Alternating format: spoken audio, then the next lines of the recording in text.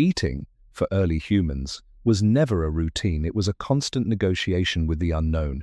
A root pulled from the ground could sustain you or quietly poison you hours later. Meat was not simply food, it was something that had to be chased, fought, and taken before it spoiled or was stolen. There were no fixed meals, no guaranteed next bite, only moments of opportunity that could vanish as quickly as they appeared. Hunger was not a signal to eat, it was a condition to endure. And in a world where every choice could shape survival, how did early humans decide what was safe to eat and what was not? There was no moment in the day that could be called breakfast, lunch, or dinner. For early humans, eating did not follow a clock, nor did it wait for a shared signal that it was time. Instead, food entered their lives in fragments, small, uncertain opportunities that appeared and disappeared without warning. A cluster of berries found while walking, a patch of edible leaves noticed by chance, a forgotten carcass discovered before other scavengers arrived. Eating was not an event. It was an interruption in the ongoing effort to move, to search, to remain aware of the landscape. In this way, the act of eating was woven directly into movement itself, inseparable from the act of being alive in a shifting environment.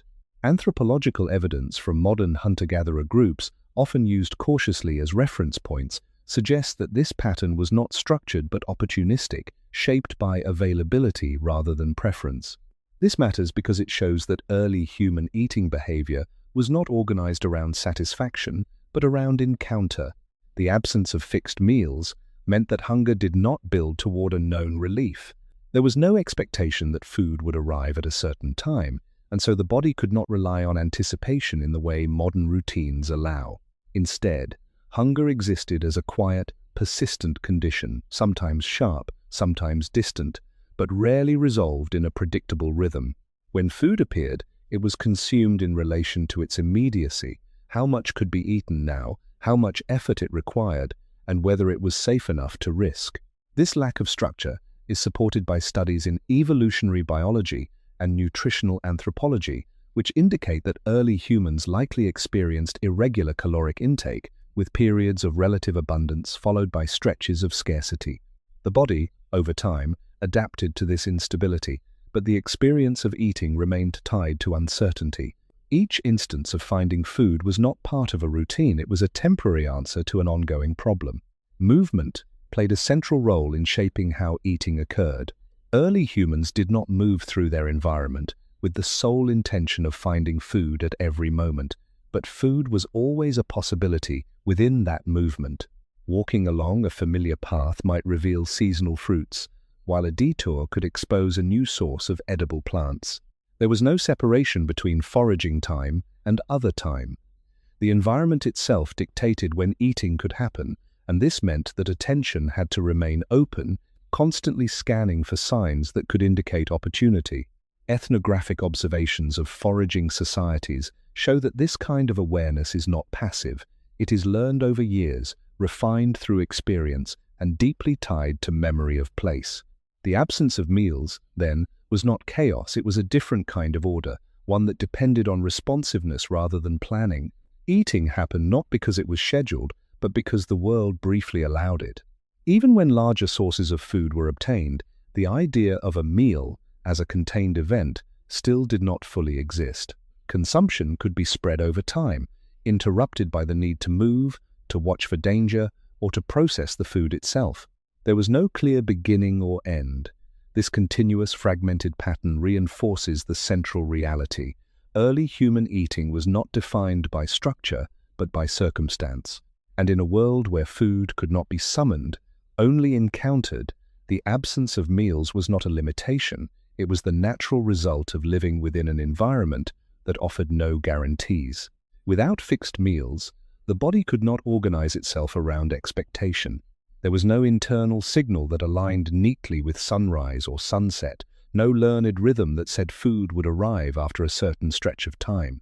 Instead, the human body adapted to a pattern that was uneven, sometimes receiving energy in small amounts, sometimes in brief abundance, and often not at all for longer periods.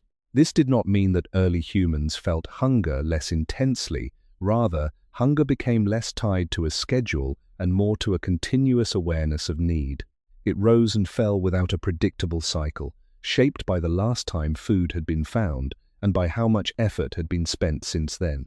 Research in evolutionary physiology suggests that the human metabolism is capable of functioning under these irregular conditions, shifting between using immediate energy and drawing from stored reserves. This flexibility was not a choice, but a requirement of living without guaranteed access to food. The sensation of hunger, in this context, was not simply a cue to eat. It was information, one part of a larger system of signals that guided behavior. A stronger sense of hunger might push an individual to pay closer attention to the environment, to slow down and search more carefully, or to take greater risks when an uncertain food source appeared. A quieter, more distant hunger might allow movement to continue without urgency, conserving energy until a clearer opportunity emerged. Observations of present-day foraging communities indicate that people do not always stop to eat immediately when food is available. Decisions are influenced by context, safety, and the effort required to process what has been found. This suggests that early humans were not driven by hunger alone, but by a balance between need and judgment. Eating was not automatic, it was negotiated, moment by moment, within the limits of the environment. Energy use was closely tied to this pattern, moving through varied landscapes, whether open grasslands, forest edges, or riverbanks, required constant adjustments in effort. Without regular meals to replenish energy at fixed intervals, early humans had to manage their activity carefully. There is evidence from studies of hunter-gatherer energetics that people often maintain a steady level of daily energy expenditure, even when food intake varies. This implies a form of regulation where the body and behavior adjust together. When food is scarce, movement may become more efficient, less wasteful. When food is found, there may be a temporary increase in activity, taking advantage of available energy. In this way, eating and movement were not separate systems but interconnected parts of a single process, each influencing the other continuously. The absence of structured eating also meant that the body's internal signals could not rely on repetition to define normalcy. There was no usual time to feel full, no consistent duration between eating and the return of hunger. Over time, this likely shaped a different relationship with fullness itself. Rather than marking the end of a meal, fullness may have been experienced as a temporary state that did not carry expectation into the future. When food was available, eating could continue until physical limits were reached, or until other factors, such as the presence of others or the need to move, intervened. This pattern is supported by anthropological accounts describing variable intake among foragers, where individuals may eat more when food is abundant and less when it is not, without maintaining a fixed portion size or schedule. All of this points to a central reality. Early human eating was regulated not by time, but by interaction with the environment and the body's ability to respond to it. Hunger was constant but not uniform, energy was managed without certainty, and eating occurred within a shifting balance of need, opportunity, and restraint. Without meals as anchors, the experience of eating remained fluid, shaped by conditions that could change from one moment to the next. The absence of meals did not only shape when early humans ate, it shaped how they behaved in the exact moment food appeared. There was no pause to prepare, no ritual to begin eating, no clear boundary between searching and consuming. A person might be walking, scanning the ground or the trees, and then, without transition, begin to eat, plucking, biting, chewing, all while remaining alert to movement around them. Eating did not replace awareness. It had to exist alongside it. This detail matters because it shows that consumption was never fully separated from survival. Even in the act of taking in food, attention remained divided between nourishment and risk. Ethnographic records from foraging groups describe this kind of split focus, where individuals continue to monitor their surroundings while handling food, especially in environments where predators or competitors may be nearby. The lack of a defined meal moment meant that eating was always partial, never fully isolated from the demands of the environment. This also affected how much was eaten at any given time. Without a structured meal to frame intake, there was no expectation of a complete portion. Food could be consumed in small amounts, just enough to reduce immediate hunger, before movement resumed. At other times, when conditions allowed, larger quantities might be eaten in a short span, particularly if the food was perishable or likely to be lost. The decision was not based on habit, but on assessment. How secure is this moment? How long will this food last? How likely is it that more will be found soon? Archaeological evidence, such as cut marks on bones and patterns of plant processing, suggests variability in consumption that aligns with this kind of flexible behavior.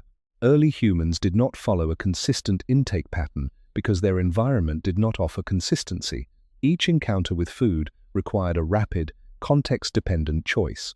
The physical act of eating itself was often incomplete in a single sitting.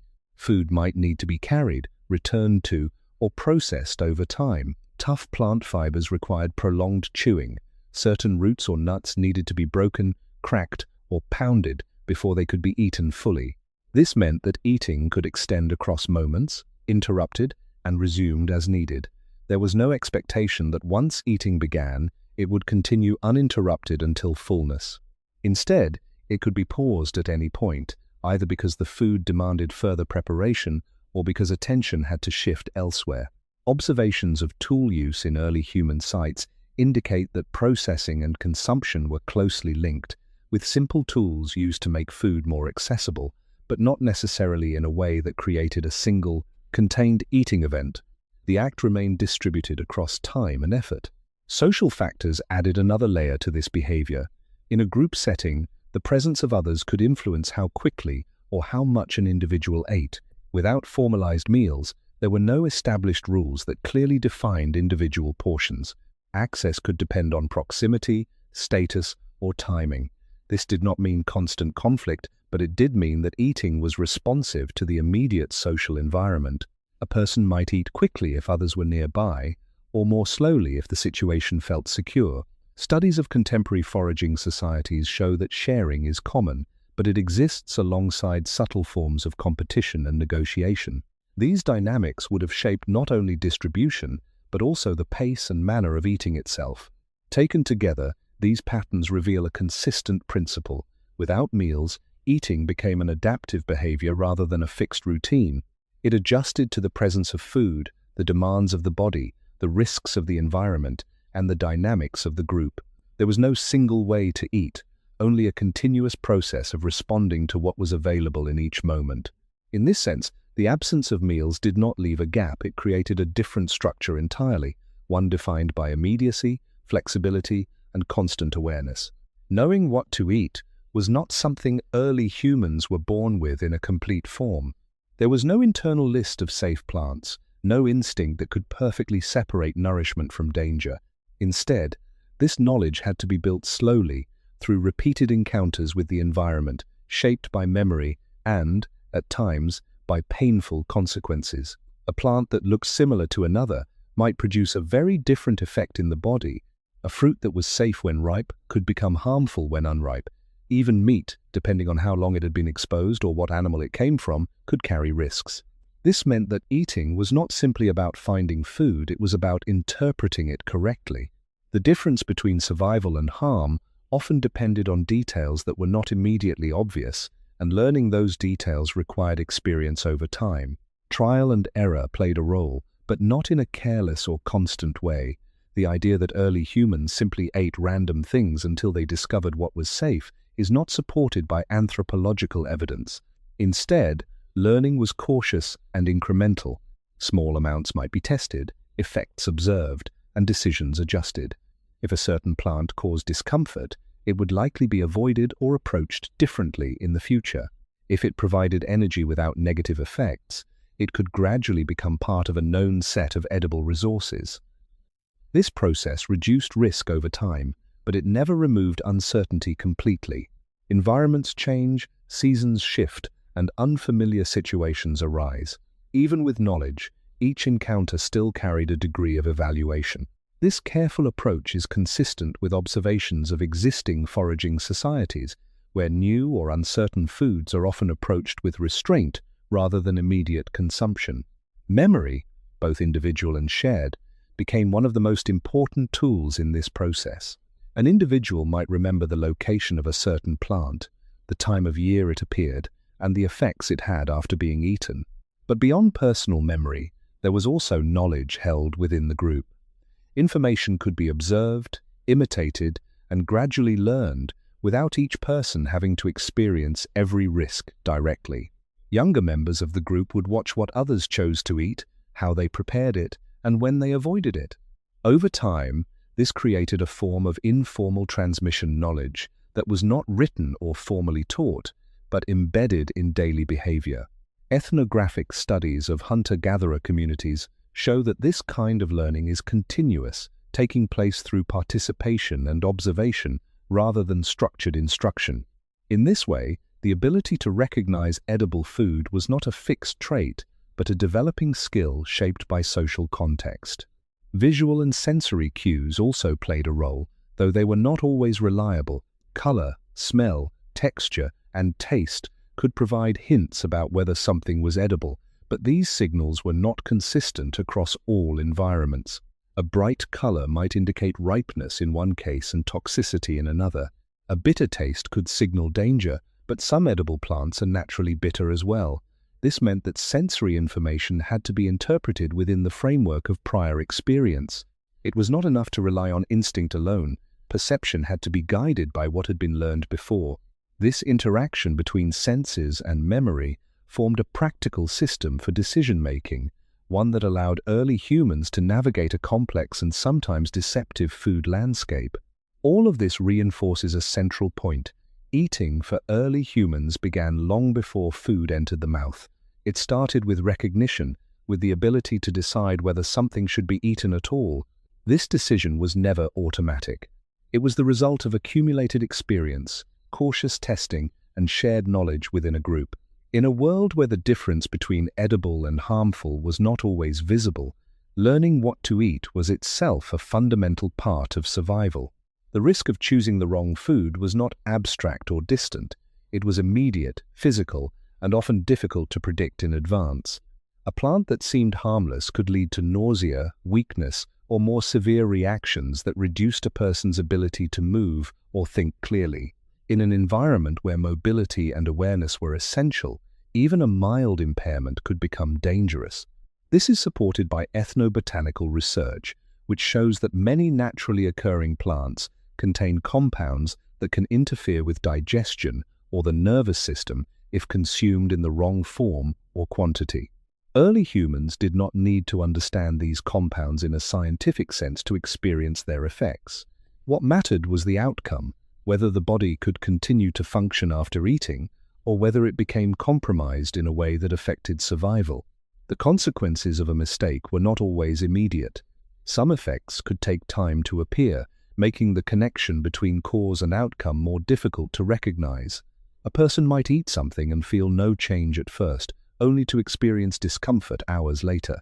This delay created uncertainty, because it required remembering what had been eaten earlier and linking it to a later condition. In a setting without written records, this kind of tracking depended entirely on memory and attention. If multiple unfamiliar foods were consumed within a short period, identifying the source of a problem became even more complex. Anthropological observations suggest that foraging groups often introduce new or uncertain foods cautiously, in isolation when possible, to better observe their effects. This behavior reduces ambiguity and allows clearer learning over time. Physical reactions themselves varied in intensity. Not all mistakes led to severe outcomes, but even minor effects could influence future decisions. A plant that caused slight irritation or discomfort might still be avoided, especially if other options were available. In contrast, a food that produced strong negative effects would likely be remembered and avoided more consistently. Over time, these experiences formed a gradient of responses rather than a simple division between safe and unsafe. Some foods might be considered acceptable only in small amounts, or only after certain forms of preparation. This nuanced understanding is reflected in ethnographic records, where many edible plants are processed, soaked, cooked, or otherwise altered to reduce harmful properties. The need for such processing indicates that the boundary between food and toxin was not always fixed, but could be managed through learned techniques. The social dimension of risk also played an important role. When one individual experienced a negative reaction, others in the group could observe the outcome and adjust their behavior without direct exposure. This created a form of shared learning that reduced the need for each person to encounter the same danger independently. However, this process depended on attention and interpretation. Not every reaction would be immediately understood as a result of food, especially if symptoms were delayed or if other factors were present. Despite this, patterns could emerge over repeated experiences, gradually strengthening the group's collective understanding of what to avoid. Studies of contemporary foraging communities show that such knowledge is often widely shared and reinforced through observation rather than formal explanation. The group becomes a living record of past outcomes, carrying forward information that helps guide future choices.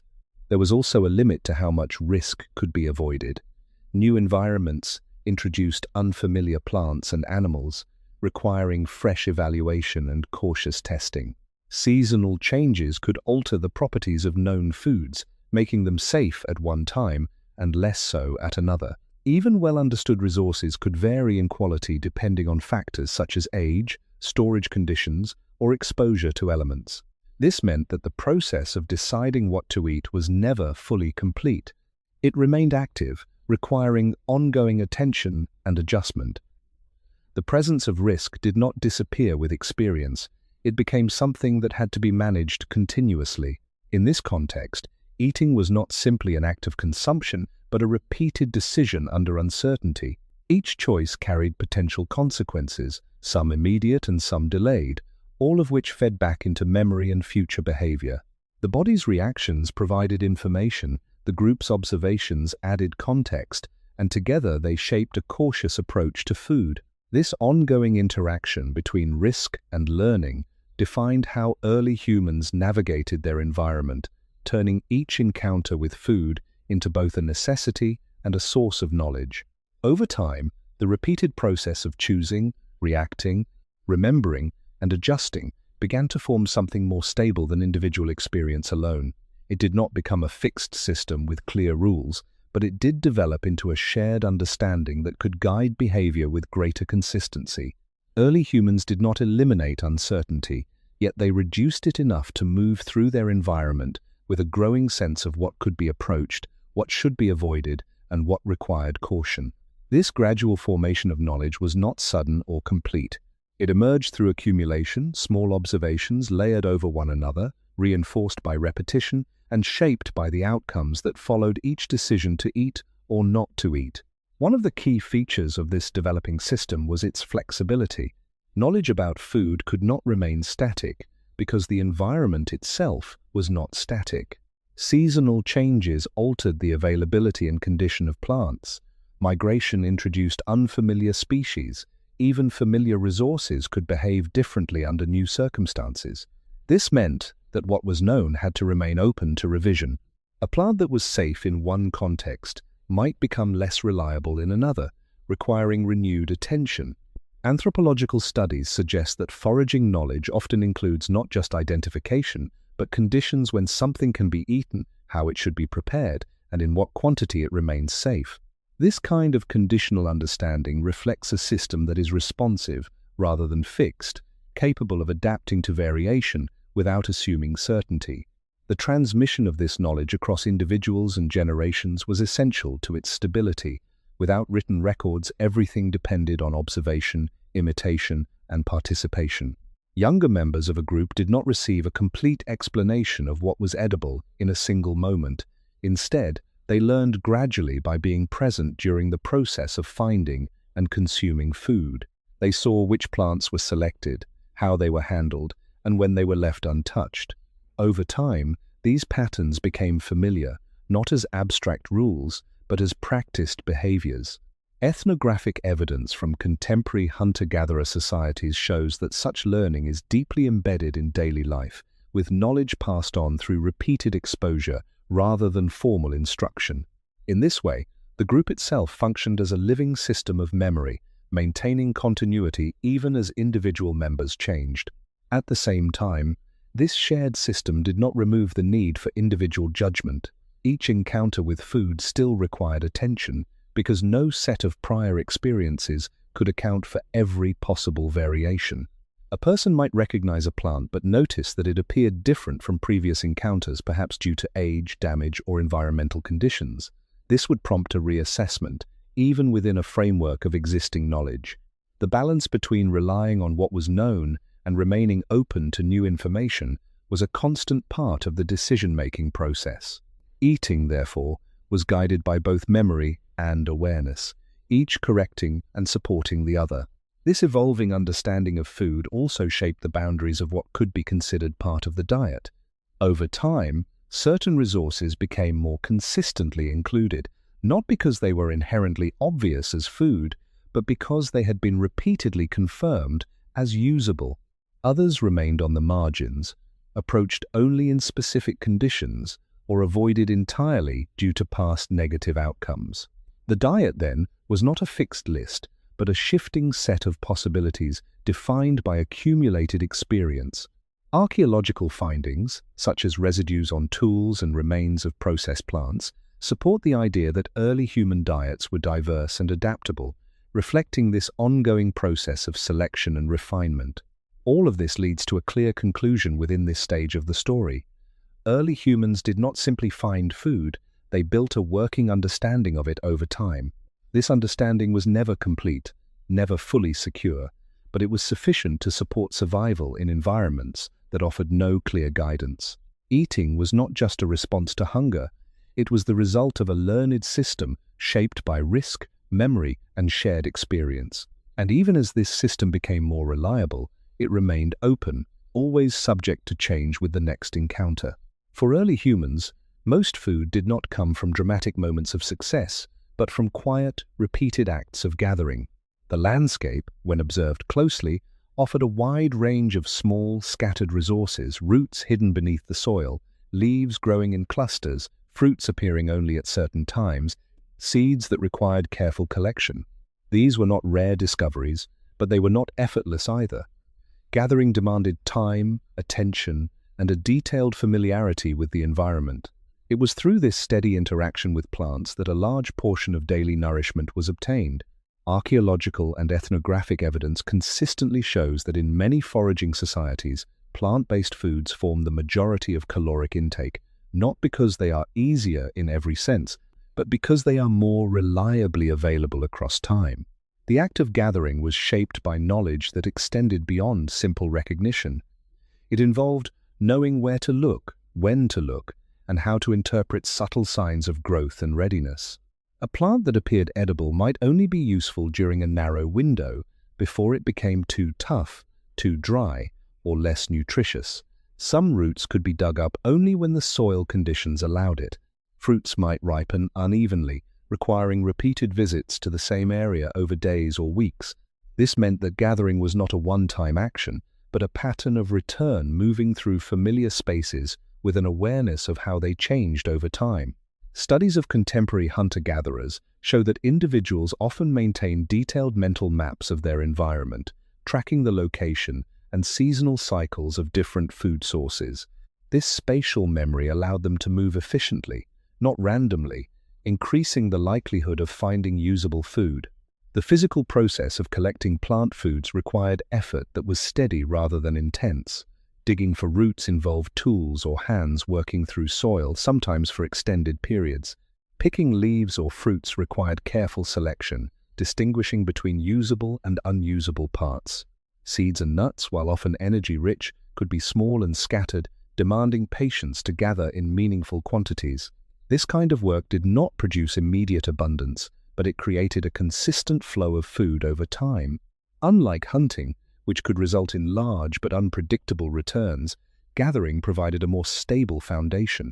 This stability is one reason why it played such a central role in early human diets, as supported by both archaeological findings and observations of living foraging communities.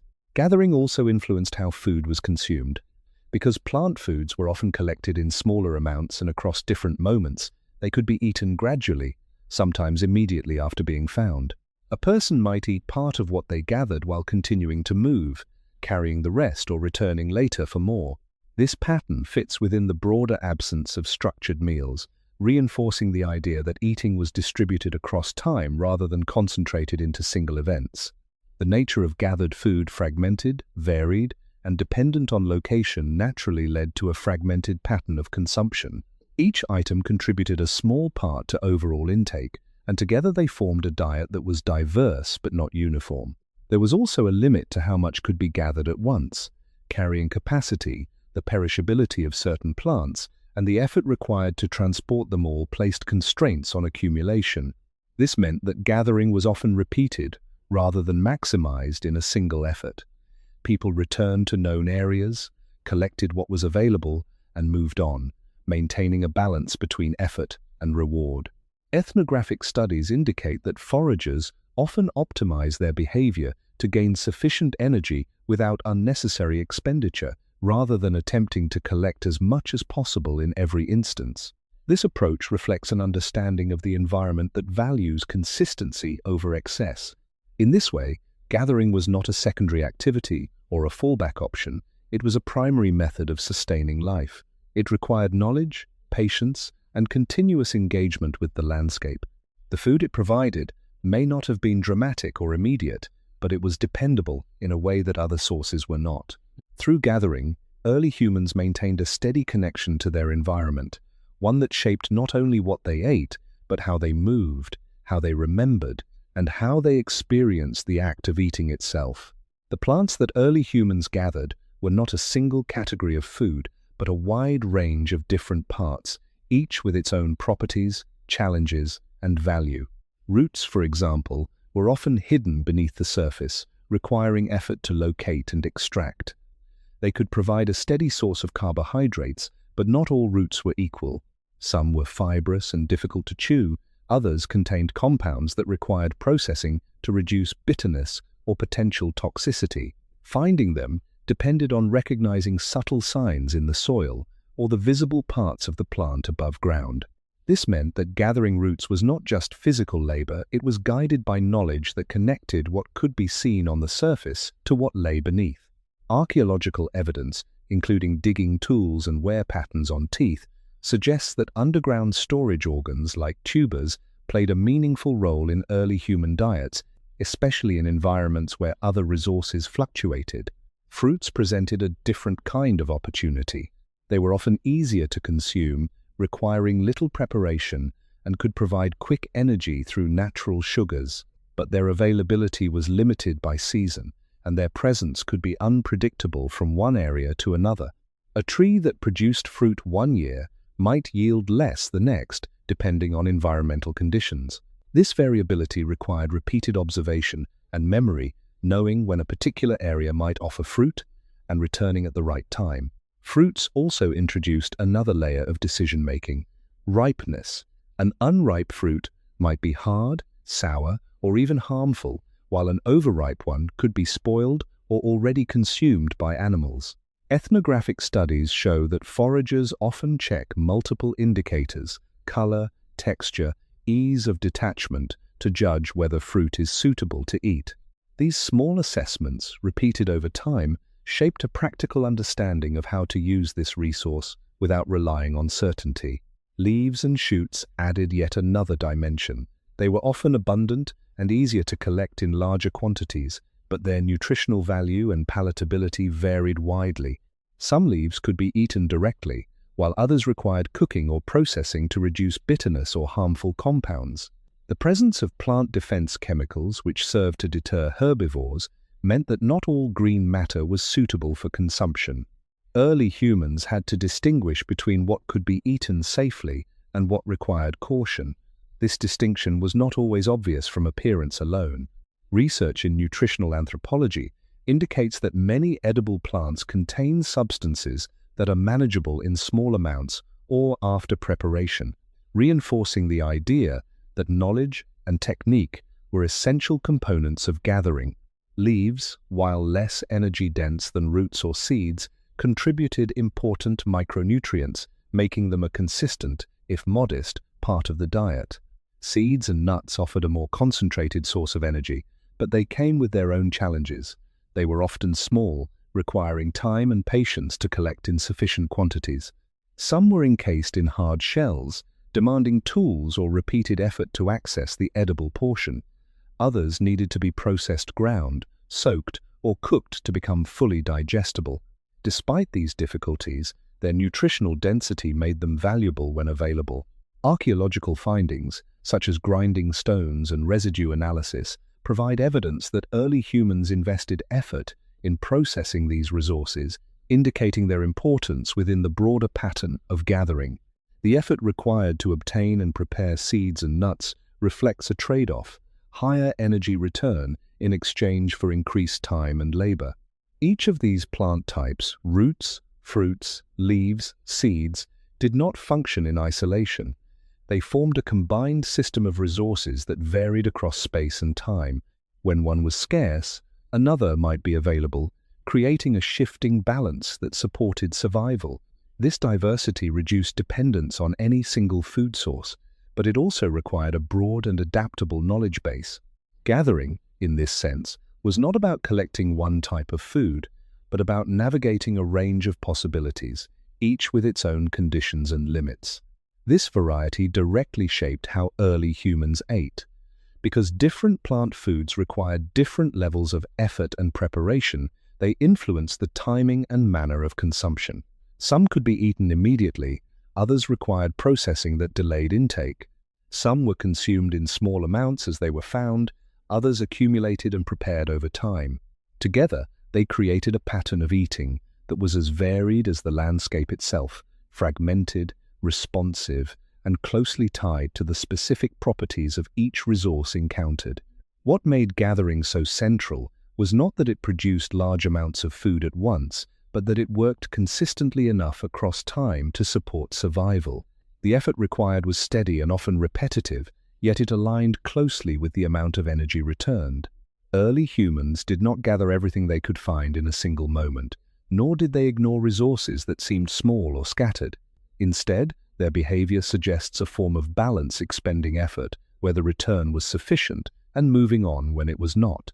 This pattern is supported by optimal foraging theory, which proposes that foragers tend to make decisions that maximize energy gained relative to energy spent within the limits of their environment and knowledge. Gathering, with its relatively predictable returns, often fit this balance more reliably than other forms of food acquisition. Time played a critical role in this process. Gathering was not about speed, but about duration. It required moving through an area, noticing small details, and collecting items that individually contributed little, but collectively added up to a meaningful intake.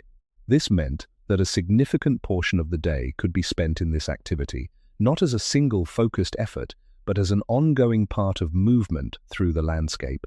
Ethnographic studies of hunter-gatherer groups indicate that daily subsistence activities often involve several hours of gathering, interwoven with travel and other tasks. The outcome was not immediate abundance, but a gradual accumulation of food that could sustain the group. This steady input reduced the risk associated with relying solely on less predictable sources, such as hunting. The relationship between effort and reward also shaped how gathering was approached. If a particular area yielded little, it was not worth extended effort. If it proved productive, it might be revisited repeatedly. This created patterns of movement that were informed by past experience, reinforcing the importance of memory in guiding behavior. Over time, certain locations would become known as reliable sources during specific seasons, while others might be used only occasionally. Archaeological evidence, including repeated use of particular sites, supports the idea that early humans returned to areas where resources had been found before. Gathering, then, was not random, it was structured by accumulated knowledge of where effort was most likely to produce results. There were limits to what gathering could provide at any given moment. Unlike a successful hunt, which could yield a large quantity of food at once, gathering rarely produced surplus beyond immediate or short-term needs. This meant that it had to be repeated regularly. The inability to store large amounts of certain plant foods, combined with the effort required to collect them, reinforced a cycle of continuous engagement with the environment. Food was obtained, consumed, and then sought again, without long periods of security.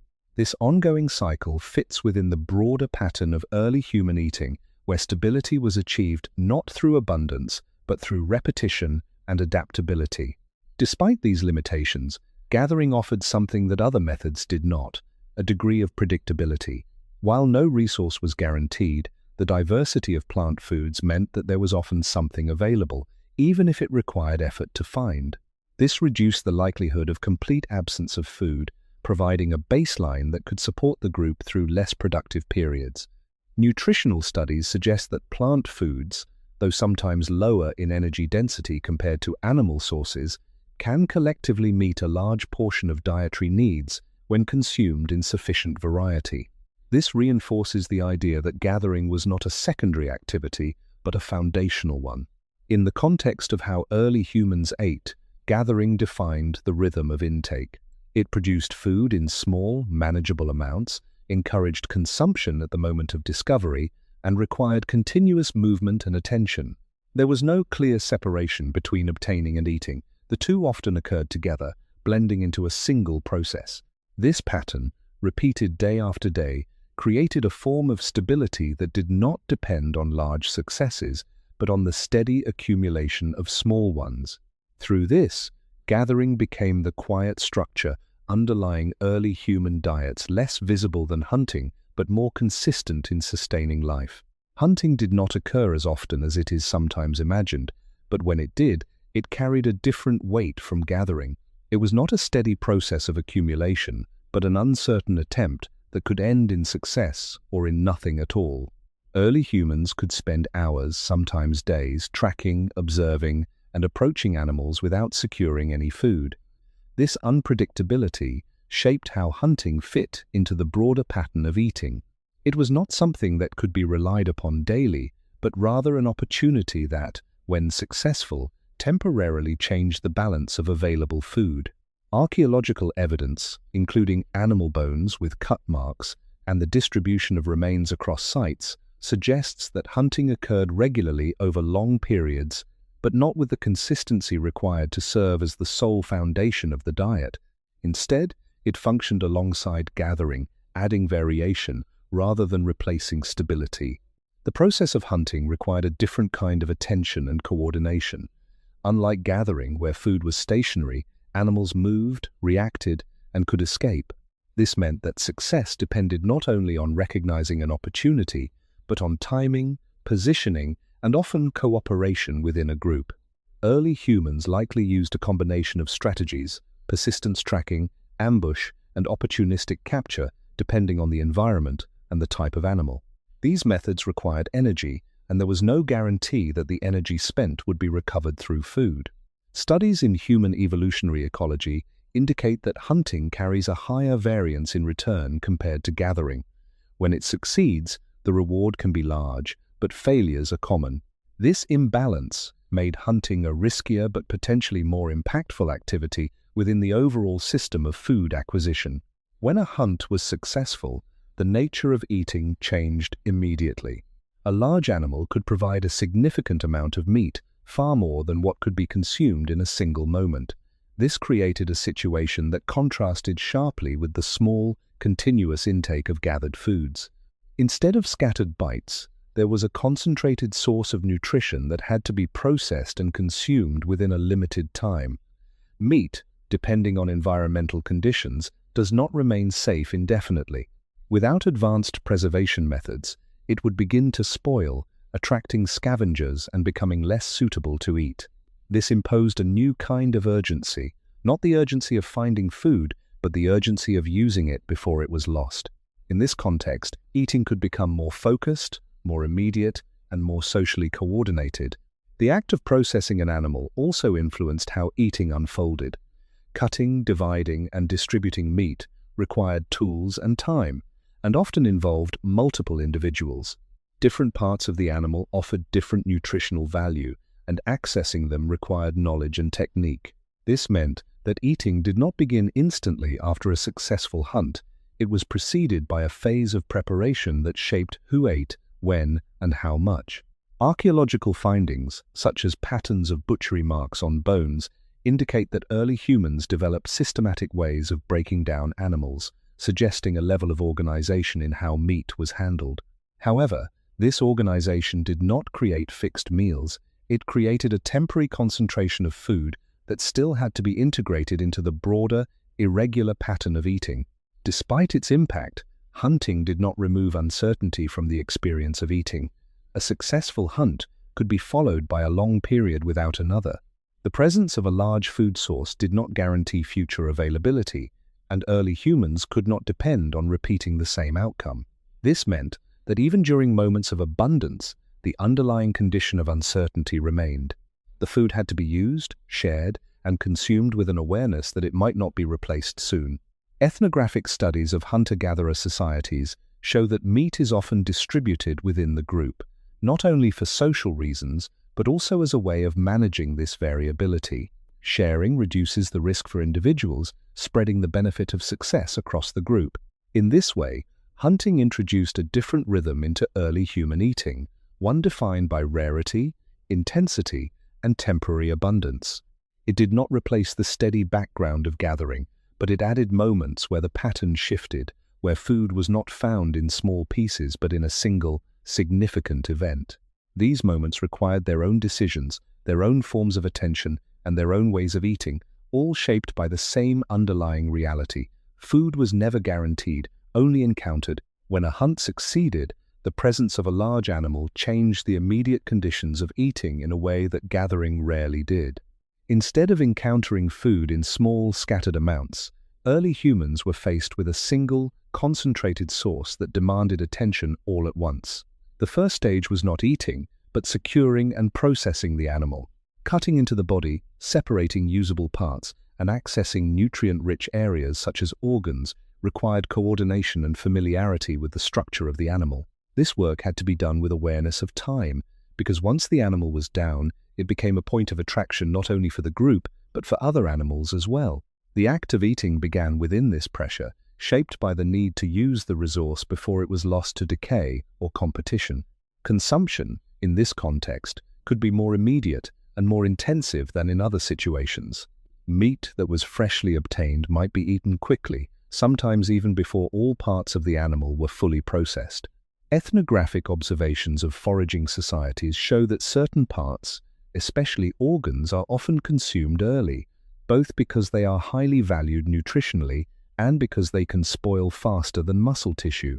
This pattern suggests that early humans were attentive to the properties of different parts of the animal, making decisions about what to eat first based on both value and vulnerability to spoilage. Eating was not evenly distributed across the carcass.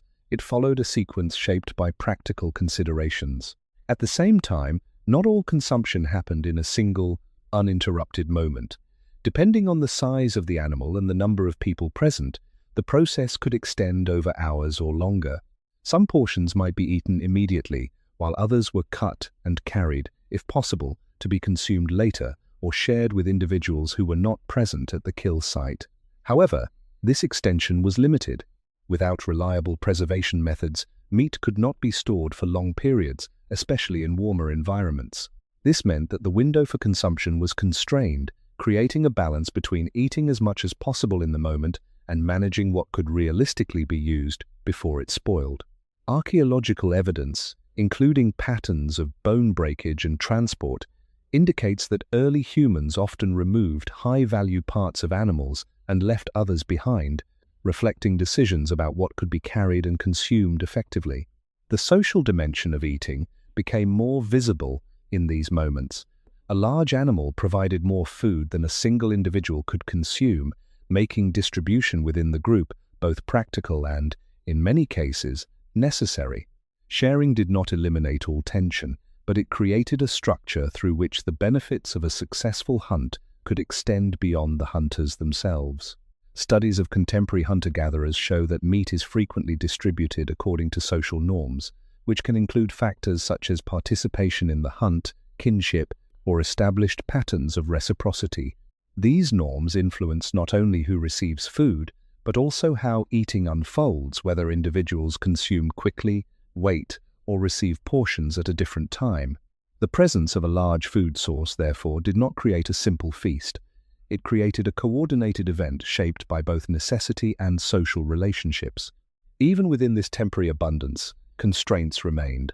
The need to remain alert did not disappear, especially if the kill site was exposed or if predators were likely to approach.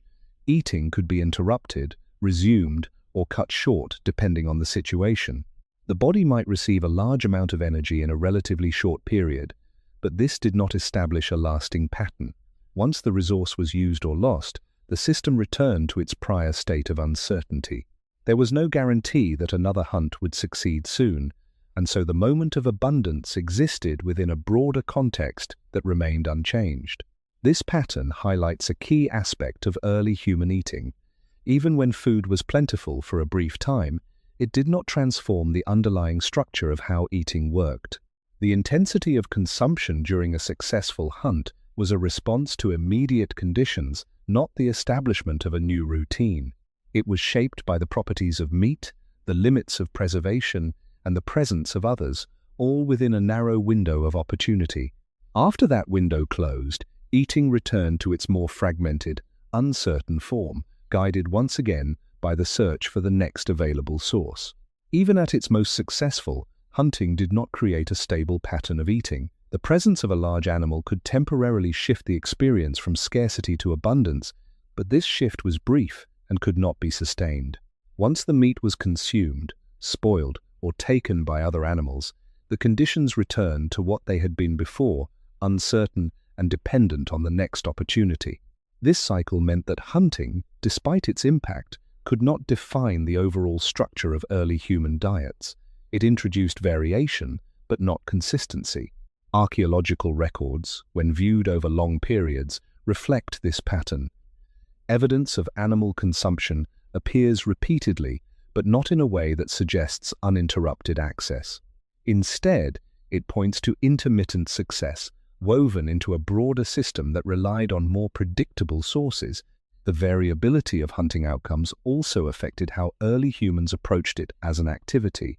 Because success was never guaranteed, the energy invested in hunting had to be balanced against the possibility of failure.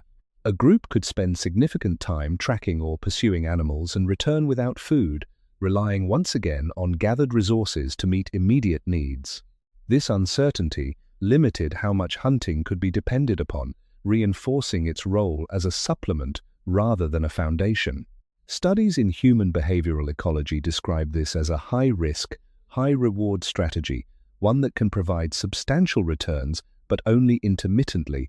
This imbalance shaped decision-making, influencing when and how hunting was attempted and how its results were integrated into daily life. The temporary nature of abundance also influenced how food was perceived and used. When a large amount of meat became available, it was not treated as a long-term reserve because it could not function as one. Without reliable methods of preservation, most of it had to be consumed within a limited time frame. This created a situation where eating could become more concentrated but not more secure.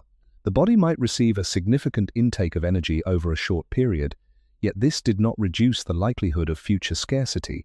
In fact, the contrast between abundance and absence may have reinforced the need to remain adaptable rather than creating any expectation of continuity. Ethnographic observations of foraging societies show that periods of high intake are often followed by periods of lower intake, reflecting the fluctuating availability of resources. Social dynamics further emphasize the non-stable nature of hunting outcomes. The sharing of meat within a group distributed the benefits of success, but it also meant that no single individual retained control over the entire resource. This distribution helped manage risk at the group level, ensuring that more members had access to food when it was available. At the same time, it prevented the accumulation of surplus that could carry over into the future. The system favored immediate use and collective benefit over storage and individual security. This pattern aligns with anthropological findings that highlight sharing as a common feature in hunter-gatherer societies, particularly in relation to resources that are large, perishable, and unevenly obtained. There were also environmental limits that prevented hunting from becoming a continuous source of food. Animal populations move, respond to pressure, and vary in density across different regions and seasons. A location that supported hunting at one time might become less productive later, requiring movement and adaptation. This added another layer of uncertainty, as success depended not only on skill and effort, but also on factors beyond direct control. Early humans had to navigate these shifting conditions, adjusting their behavior without any guarantee of repeated success. This reinforces the idea that hunting operated within constraints that could not be removed, only managed. In the context of how early humans ate, hunting can be understood as a source of intensity rather than stability. It created moments where the pattern of eating changed, where food was abundant, consumption was more focused, and social interaction became more pronounced. But these moments were temporary, and they did not alter the underlying structure shaped by uncertainty and variability. Once the effects of a successful hunt faded, eating returned to its more fragmented form, guided by the ongoing need to find, evaluate, and use whatever the environment provided next. Food, once obtained, did not remain stable for long. For early humans, this was not an occasional problem but a constant condition that shaped how eating unfolded from the moment food was found. Without controlled storage, cooling, or reliable preservation techniques, most foods began to change almost immediately.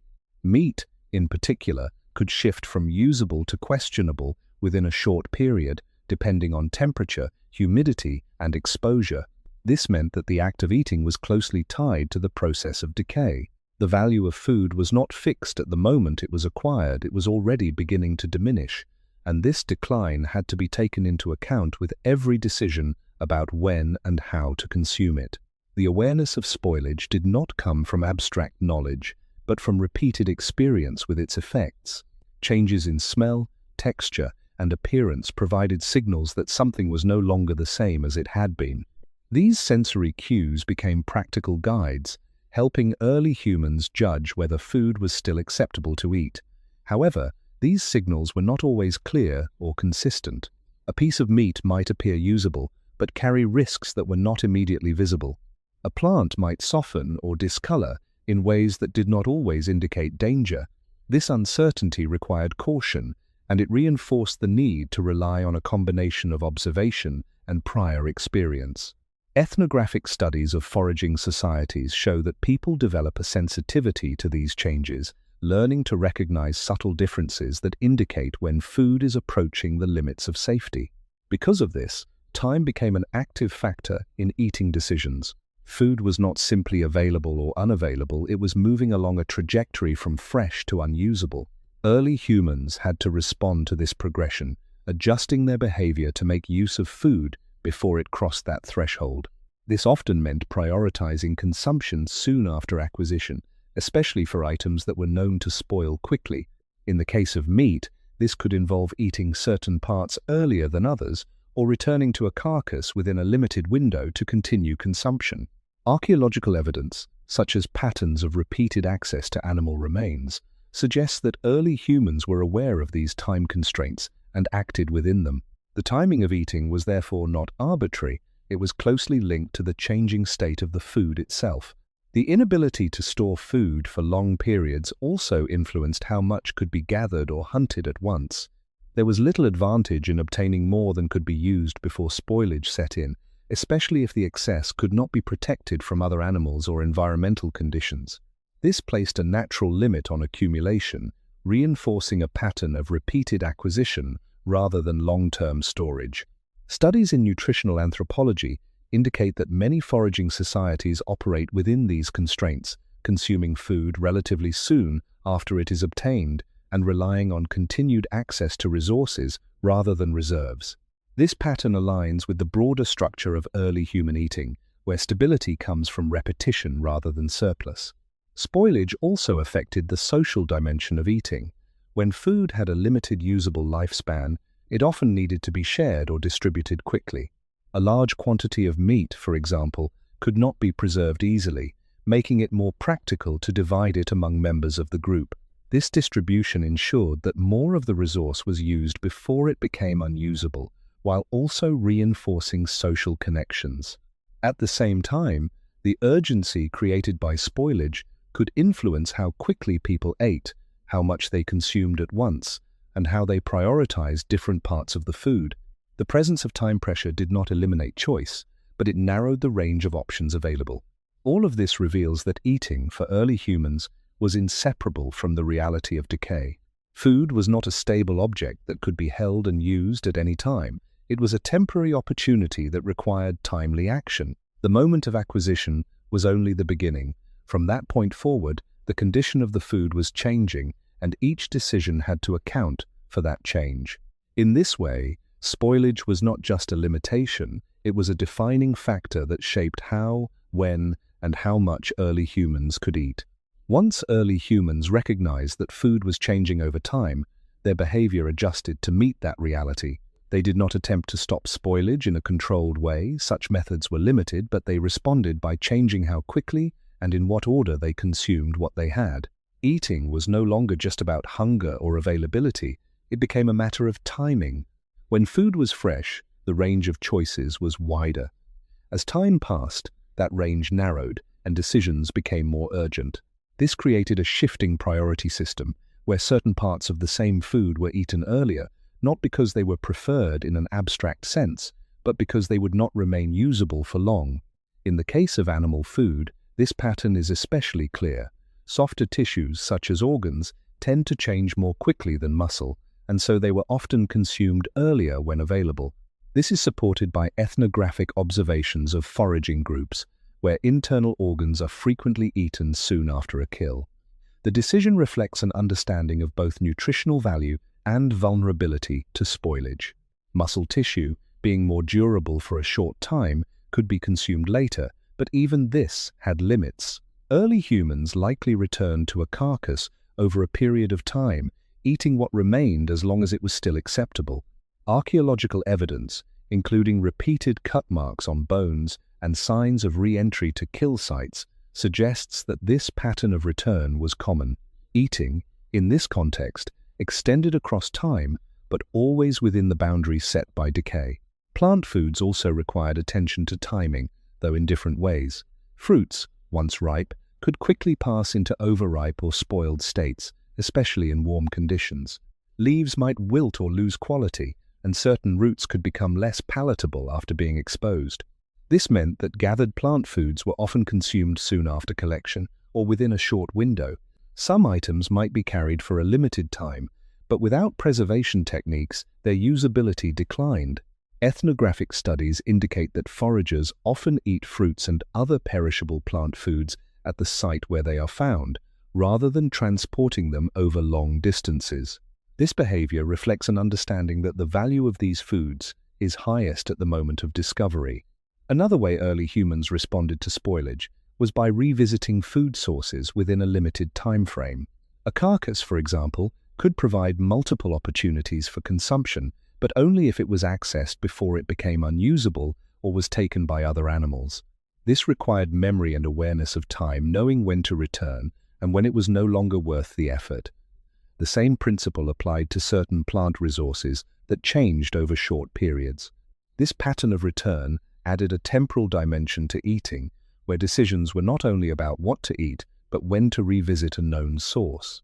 It reinforced the idea that food existed within a moving window, and that missing that window could mean losing the resource entirely. The need to act within these constraints also influenced how much was eaten at once. When food was at risk of spoiling, there was an incentive to consume more in the moment, within the limits of the body. This did not eliminate variation in intake, but it did create situations where eating became more concentrated, especially when the alternative was losing the food. At the same time, physical limits remained. There was only so much that could be consumed at once, and beyond that, the rest had to be managed within the narrowing window of usability. This balance between immediate consumption and limited continuation shaped the rhythm of eating in subtle but consistent ways. Through these adjustments, prioritizing certain parts, eating sooner rather than later, returning to sources within a time frame, early humans developed practical responses to a problem they could not fully control. They did not stop food from changing, but they learned to move with that change, aligning their behavior with the progression from fresh to unusable. Eating, in this sense, was not just about the presence of food, but about understanding its condition in time and responding before that condition shifted beyond use. The inability to preserve food over long periods did more than create inconvenience. It defined the limits within which all eating had to occur. Early humans could not separate the moment of obtaining food from the moment of using it. There was no reliable way to hold food in a stable condition for later, no method that could consistently extend its usefulness beyond a short window. As a result, every decision about eating was compressed into a narrower frame of time. Food had to be evaluated, consumed, or abandoned within that frame, and once it passed, the opportunity was gone. This constraint shaped not only individual behavior, but the overall structure of how food functioned within daily life. Because of this, accumulation did not lead to security in the way it might seem. Even when a relatively large amount of food was obtained through successful gathering or hunting, it did not translate into a reserve that could be relied upon in the future. Instead, it created a temporary condition that required immediate action. The presence of more food did not remove uncertainty, it simply shifted the focus from finding food to using it before it deteriorated. Anthropological research on foraging societies supports this pattern, showing that food is typically consumed soon after acquisition, with limited storage depending on environmental conditions. This reinforces the idea that stability was not achieved through storing excess, but through the continuous process of obtaining and consuming food within short cycles. Time, in this context, acted as a constant pressure. It narrowed choices, influenced priorities, and shaped the pace of eating. When food was fresh, there was some flexibility in how it could be used. As it aged, that flexibility decreased, forcing decisions that might not have been made otherwise. This pressure did not operate as a single event, but as an ongoing presence. Each new source of food entered the same cycle, beginning with relative usability and moving toward eventual loss. Early humans had to remain aware of this progression, adjusting their actions to stay within its limits. The repeated experience of this cycle likely reinforced a practical understanding of time as it related to food not measured in fixed units, but in observable changes in condition. The lack of preservation also meant that the rhythm of eating could not be stabilized through planning alone. Even if a group anticipated finding food in a certain area, they could not extend its availability beyond what the environment allowed. This prevented the formation of long-term patterns based on stored resources. Instead, eating remained tied to immediate circumstances, influenced by what was currently available and how long it would remain usable. Archaeological evidence, such as the absence of large-scale storage features in many early contexts, supports the idea that long-term preservation was not a consistent part of early human subsistence strategies. While some limited forms of drying or smoking may have existed in later periods, they did not eliminate the broader constraint imposed by spoilage. This condition also shaped movement. Without the ability to store significant amounts of food, early humans could not remain in one place solely on the basis of past success. Once local resources were used or had deteriorated, movement became necessary to find new sources. This mobility was not only a response to depletion, but also to the time limits imposed on each resource. Food could not be stockpiled to support extended stays. It had to be continually reacquired. Ethnographic studies of mobile foraging groups show that movement patterns are closely tied to resource availability and renewal, reflecting this ongoing need to align with the environment rather than rely on stored reserves. In the context of eating, all of these factors converge on a single point. Early humans were not free to choose when to eat in any extended sense. Their choices were bounded by the condition of the food itself, which was always changing. The act of eating had to fit within that change, responding to it rather than controlling it. This created a system where time, more than preference or habit, determined how food was used.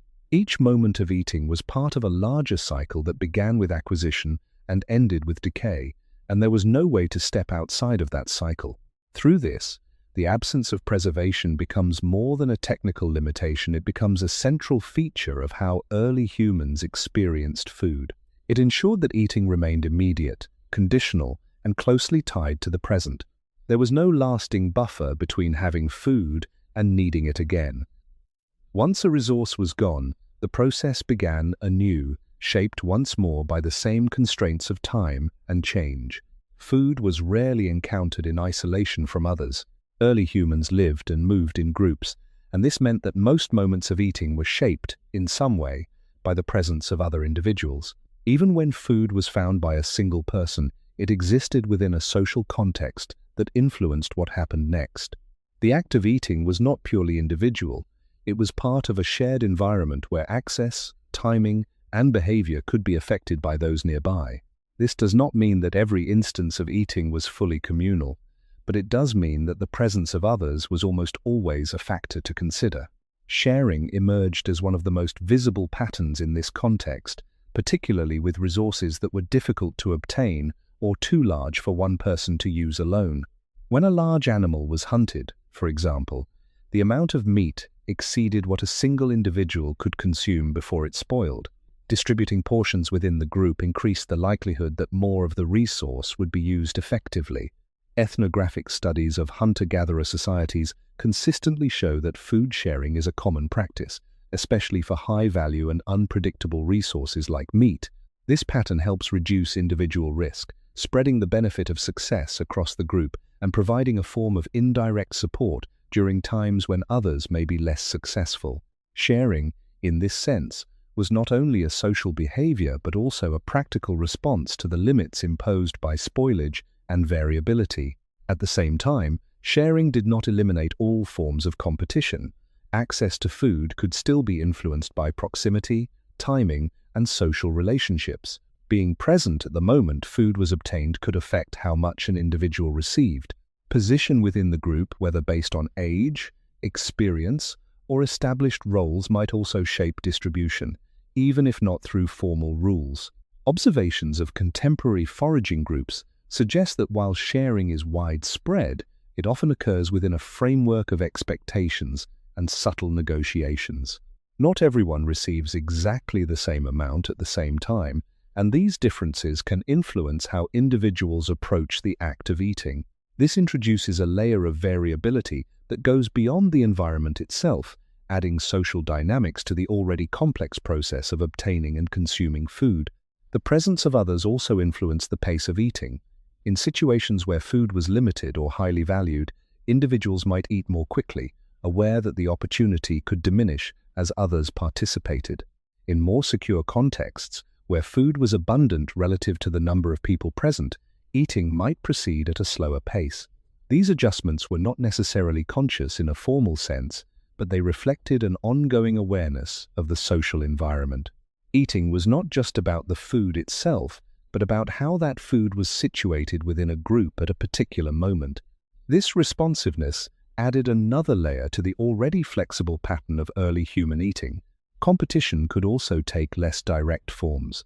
It was not always expressed through overt conflict, but through positioning, attention, and timing.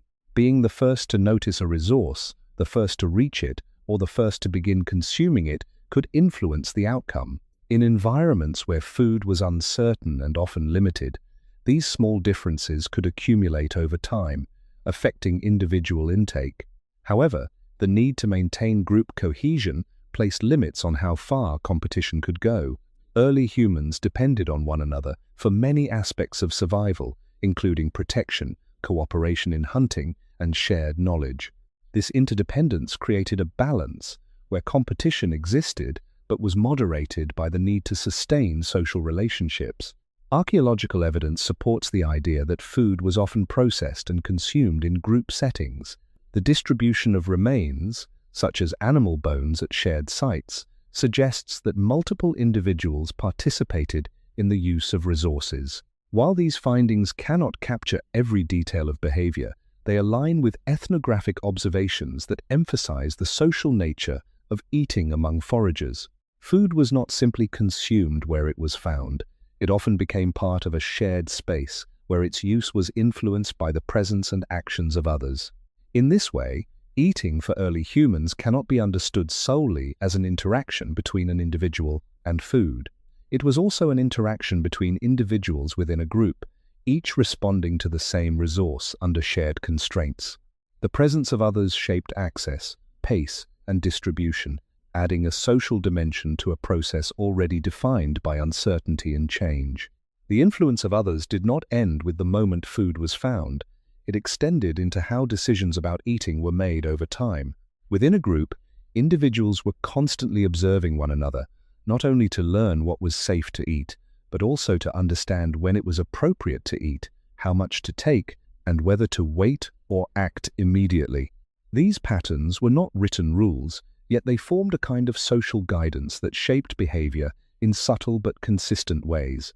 A person did not approach food in isolation, they approached it with an awareness of how others around them were likely to respond.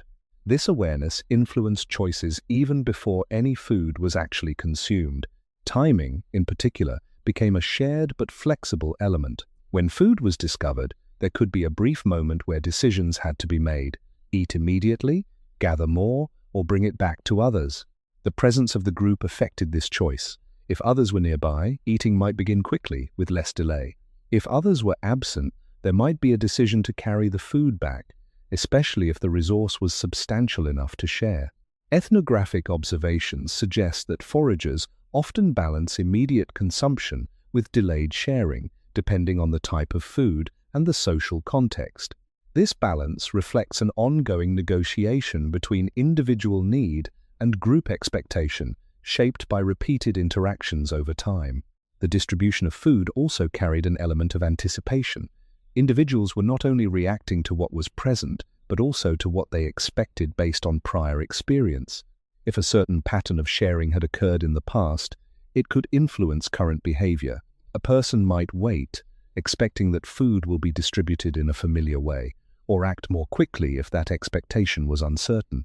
These expectations were not guaranteed, but they provided a framework within which decisions could be made. Anthropological studies indicate that such patterns of reciprocity, where individuals share with the understanding that others will do the same in the future, are common in foraging societies. This does not eliminate variability, but it creates a degree of predictability within the social system. At the same time, these expectations could be adjusted based on context. If resources were scarce, individuals might be less willing to delay consumption, even if sharing was generally practiced. If resources were abundant, there might be more flexibility, allowing for a broader distribution and a slower pace of eating. This adaptability shows that social behavior around food was not fixed. It responded to the same environmental pressures that shaped other aspects of eating. The group did not impose a rigid structure, but it influenced the range of possible actions within each situation. Observation played a continuous role in maintaining this system. Individuals watched how others handled food, who took which parts, how quickly they ate, whether they shared or retained portions. These observations informed future behavior, reinforcing patterns that proved effective or acceptable within the group.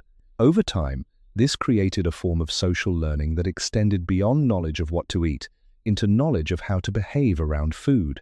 Ethnographic evidence shows that such learning is often subtle, embedded in everyday actions rather than explicit instruction. It is through repeated exposure that individuals come to understand the expectations of their group. This dynamic also meant that eating could not be entirely predictable, even within a social framework. Different individuals might act differently in similar situations, and outcomes could vary from one instance to another. The presence of others added complexity rather than uniformity. Each encounter with food involved not only the properties of the resource itself, but also the interactions among those present. This created a layered system where environmental uncertainty and social variability combined to shape behavior in real time.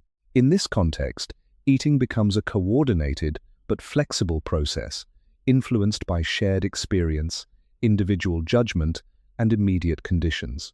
It is not governed by fixed rules, but by patterns that emerge through repeated interaction. The presence of others does not simplify the act of eating, it adds another dimension to it, one that must be navigated alongside all the others. Over time, the repeated interaction between sharing and competition began to form a balance that shaped how early humans approached food as a group. This balance was not fixed or evenly distributed, but it was stable enough to support continued cooperation. If competition had dominated completely, it would have made group living difficult, as individuals would constantly be in conflict over limited resources. If sharing had been absolute and unstructured, It could have reduced individual motivation to search, gather, or hunt. Instead, what emerges from anthropological and ethnographic evidence is a middle ground, one where food was often shared, but within a context that still allowed for differences in access, timing, and behavior. This balance influenced not only how food was distributed, but how it was perceived. Food was not simply something an individual possessed, it was something that moved through the group. A resource obtained by one person could become part of a wider circulation, reaching others through direct sharing or indirect exchange over time. This circulation did not eliminate uncertainty, but it redistributed it. An individual might not have food at one moment, but could receive it through the actions of others, just as they might provide food at another time. Studies of hunter-gatherer societies often describe this as a form of risk management, where variability in individual success is balanced across the group. In this sense, eating was not only an individual act, it was part of a broader system that linked people together through repeated exchanges. At the same time, this system depended on ongoing participation. Sharing was not a one-time action, but a pattern that had to be maintained. Individuals who consistently contributed to the group were more likely to be included in future distributions, while those who did not might experience different outcomes. These dynamics were not necessarily formalized, but they were observed and remembered. This created a subtle form of accountability, where behavior around food had consequences that extended beyond a single moment. Ethnographic evidence suggests that reputation and past actions can influence how resources are shared within foraging groups, reinforcing the connection between individual behavior and group response. The presence of this social system also shaped how early humans experienced the uncertainty of food availability. While the environment remained unpredictable, the group provided a partial buffer against that unpredictability. A successful hunt or productive gathering effort by one individual could benefit others, reducing the impact of uneven outcomes. However, this buffer was limited. If resources were scarce across the entire environment, the group could not fully compensate for that scarcity. This meant that the balance between sharing and competition operated within the constraints imposed by the environment, not independently of it. The system could redistribute available food, but it could not create it. These dynamics influence the pace and manner of eating in subtle ways. Individuals might adjust how quickly they ate, based on expectations of sharing, or based on past experiences of how resources were distributed. In some situations, there might be an incentive to eat more quickly before distribution occurred. In others, there might be a tendency to wait, anticipating a share. These variations reflect the interplay between individual need and group structure. Eating was not only a response to hunger or availability, it was also a response to the social environment, shaped by patterns that developed over time. Archaeological evidence provides indirect support for these patterns. The presence of shared sites where food was processed and consumed, along with the distribution of remains across multiple individuals, suggests that resources were often used collectively. While these findings cannot capture the full complexity of behavior, they align with observations of living foraging societies where food sharing and social interaction are closely linked. This consistency across different lines of evidence strengthens the understanding that early human eating was deeply embedded in group dynamics. In the end, the balance between sharing and competition did not resolve the uncertainty of food, it organized how that uncertainty was experienced. It allowed early humans to live and eat within groups, where resources were not evenly distributed but were still accessible through social connections. Eating, in this context, became part of a larger system of relationships, one that connected individuals through the ongoing movement of food. This system did not remove risk, but it shaped how risk was managed, turning individual moments of success or failure into shared experiences that influenced the group as a whole. Hunger, for early humans, was not an interruption to normal life, it was part of the normal state itself. It did not arrive only when something had gone wrong or when a meal was delayed. Instead, it existed in varying degrees, sometimes sharp and demanding, sometimes distant and manageable, but rarely absent for long. This continuous presence shaped how eating was experienced, not as a routine response to a scheduled need, but as an ongoing adjustment to a condition that was always there. The body did not move from fullness to hunger in a predictable cycle. It moved within a range, influenced by the last time food was found and by the effort required since then. This does not mean that early humans were constantly in extreme starvation. Rather, their experience of hunger was more fluid, less defined by clear boundaries. After consuming food, there might be a period of relative fullness, but this state could be brief, especially if the intake was limited or if energy expenditure remained high. As time passed without new food, hunger would return, not as a sudden shift, but as a gradual increase in awareness. Research in evolutionary physiology suggests that the human body is capable of functioning under such fluctuating conditions, drawing on stored energy when intake is low and adjusting metabolic processes accordingly.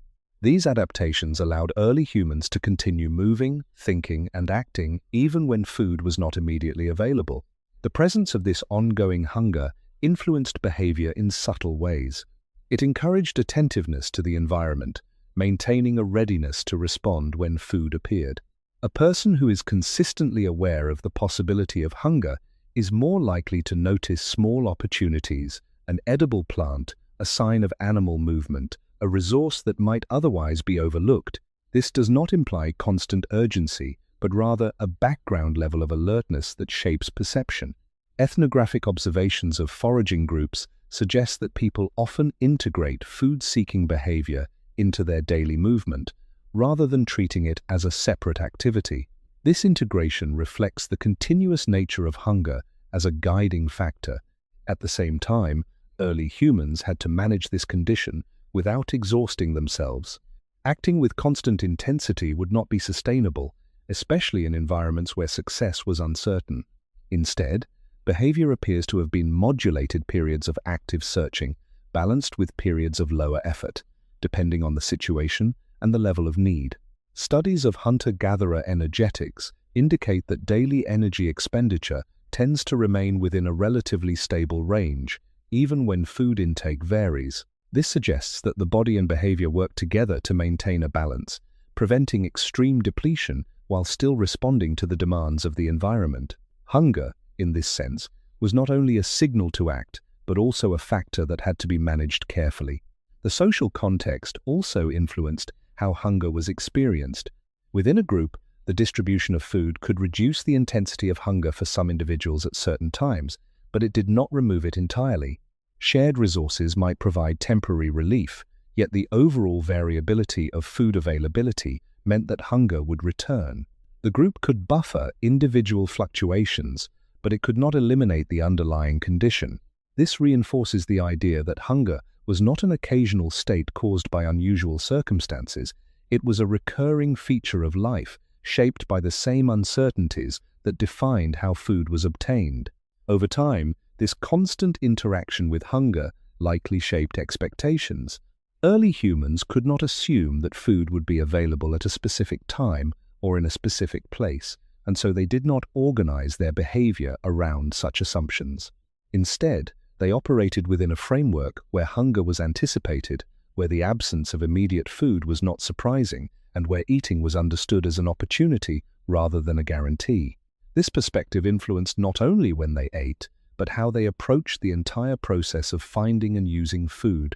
In this context, hunger becomes more than a biological sensation. It becomes a central element of how early humans lived and ate. It was not something that interrupted their routines, it was something that defined them. Every decision about movement, attention, and consumption was made with this condition in the background, shaping behavior in ways that were both subtle and constant. When food was not found for extended periods, early humans did not simply continue searching with the same intensity. The body and behavior adjusted together, shifting into a mode that conserved energy while still maintaining the ability to respond if an opportunity appeared. This adjustment was not a conscious strategy in the way modern planning might be understood, but a gradual change in pace, effort, and focus. Movements could become more deliberate, less wasteful. Attention might narrow toward higher probability opportunities rather than broad exploration. In this way, the absence of food did not lead only to increased urgency, it often led to a careful reduction of unnecessary effort. Physiologically, the human body is capable of drawing on stored energy when intake is limited. Glycogen reserves are used first, followed by a greater reliance on fat stores as time without food extends. Research in human metabolism shows that this transition allows continued function, though with changes in how energy is used. Early humans, living repeatedly within this pattern, would have experienced these shifts as part of normal life. The sensation of hunger might intensify at certain points, then stabilize, creating a fluctuating experience rather than a constant escalation. This variability could make it possible to continue moving and making decisions even after a significant gap since the last intake, though always within limits. Behaviorally, this state required restraint. Expending too much energy in a low-resource moment could reduce the chances of recovery when food did become available. This is why many studies of hunter-gatherer energetics emphasize efficiency, obtaining sufficient energy while avoiding unnecessary expenditure. When food was scarce, early humans likely prioritized actions that had a reasonable chance of success or that required lower effort. This did not mean that risk was avoided entirely, but that it was weighed against the current state of the body. A person who had not eaten for some time might approach a potential food source with more caution, balancing the need for intake with the risk of failure. The experience of time also shifted under these conditions. Without a predictable point at which food would be found, periods without eating were not measured against a known endpoint. Instead, they extended until something changed in the environment. This could create a different sense of duration, where the absence of food was not a delay from an expected event, but an open interval. Ethnographic observations suggest that foraging groups often do not structure their day around fixed meal times, even when food is scarce. This reinforces the idea that the experience of waiting for food is not the same as waiting for a scheduled event. It is a continuous state of readiness within uncertainty. Social dynamics continued to play a role during these periods. Individuals who had access to food might share, reducing the severity of hunger for others, but this depended on what was available and on the existing patterns of distribution within the group. In times of general scarcity, sharing could become more limited, not because the principle disappeared, but because the resource itself was constrained. This meant that the experience of hunger could vary within the group, influenced by both individual circumstances and collective conditions. The group provided some support, but it could not fully eliminate the effects of a lack of food. Despite these challenges, early humans were not passive in the face of scarcity. They continued to move, observe, and make decisions, even when intake was low. The key difference was in how these actions were modulated. Instead of constant intensity, there was a shifting balance between effort and conservation, guided by the current state of the body and the perceived likelihood of finding food. This balance allowed survival across periods that might otherwise have led to rapid depletion. In this context, enduring hunger was not simply about tolerance, it was about adjustment. The body provided the capacity to continue, and behavior adapted to make that continuation possible. Eating, when it occurred, was not just a response to hunger, but a brief interruption in a longer process of managing its absence. Over time, the repeated experience of hunger, combined with the need to adjust behavior around it, shaped a pattern that went beyond moment-to-moment response.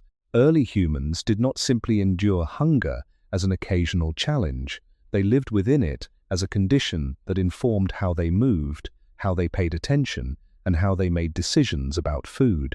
This created a kind of baseline where the absence of immediate nourishment was not unusual, and where eating was understood as temporary relief rather than a permanent state. The body adapted to this pattern, but so did expectation. Hunger was not something that disrupted life.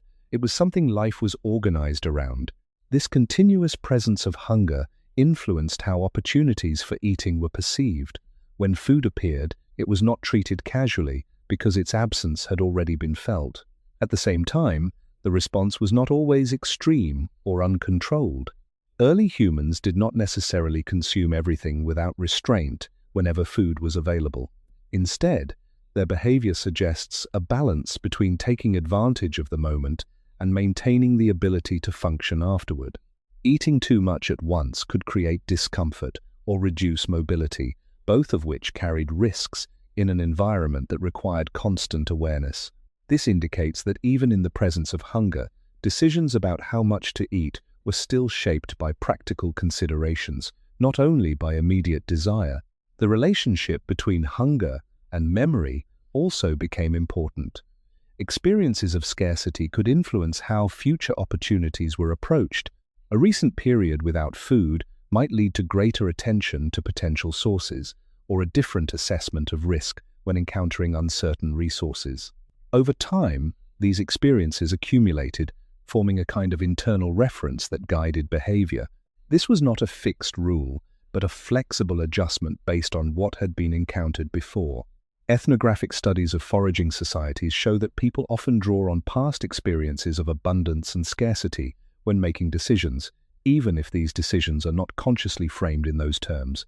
Hunger, in this way, contributed to a longer-term pattern of behavior, not just immediate reactions. Social interactions were also shaped by this ongoing condition. Within a group, individuals shared the experience of hunger, even if not always at the same intensity. This shared condition could reinforce cooperation, as the success of one person in obtaining food had the potential to affect others. At the same time, it could also introduce tension, particularly when resources were limited. The balance between sharing and competition, already present in how food was distributed, was influenced by the level of hunger within the group.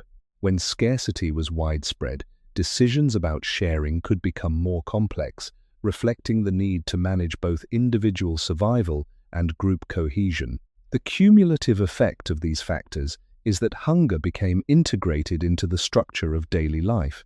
It influenced when people moved, how they allocated effort, and how they responded to the environment. It also shaped the experience of eating itself. Food was not simply consumed to eliminate hunger in a lasting way, because such elimination was rarely possible. Instead, eating provided a temporary shift within a broader pattern that would soon return.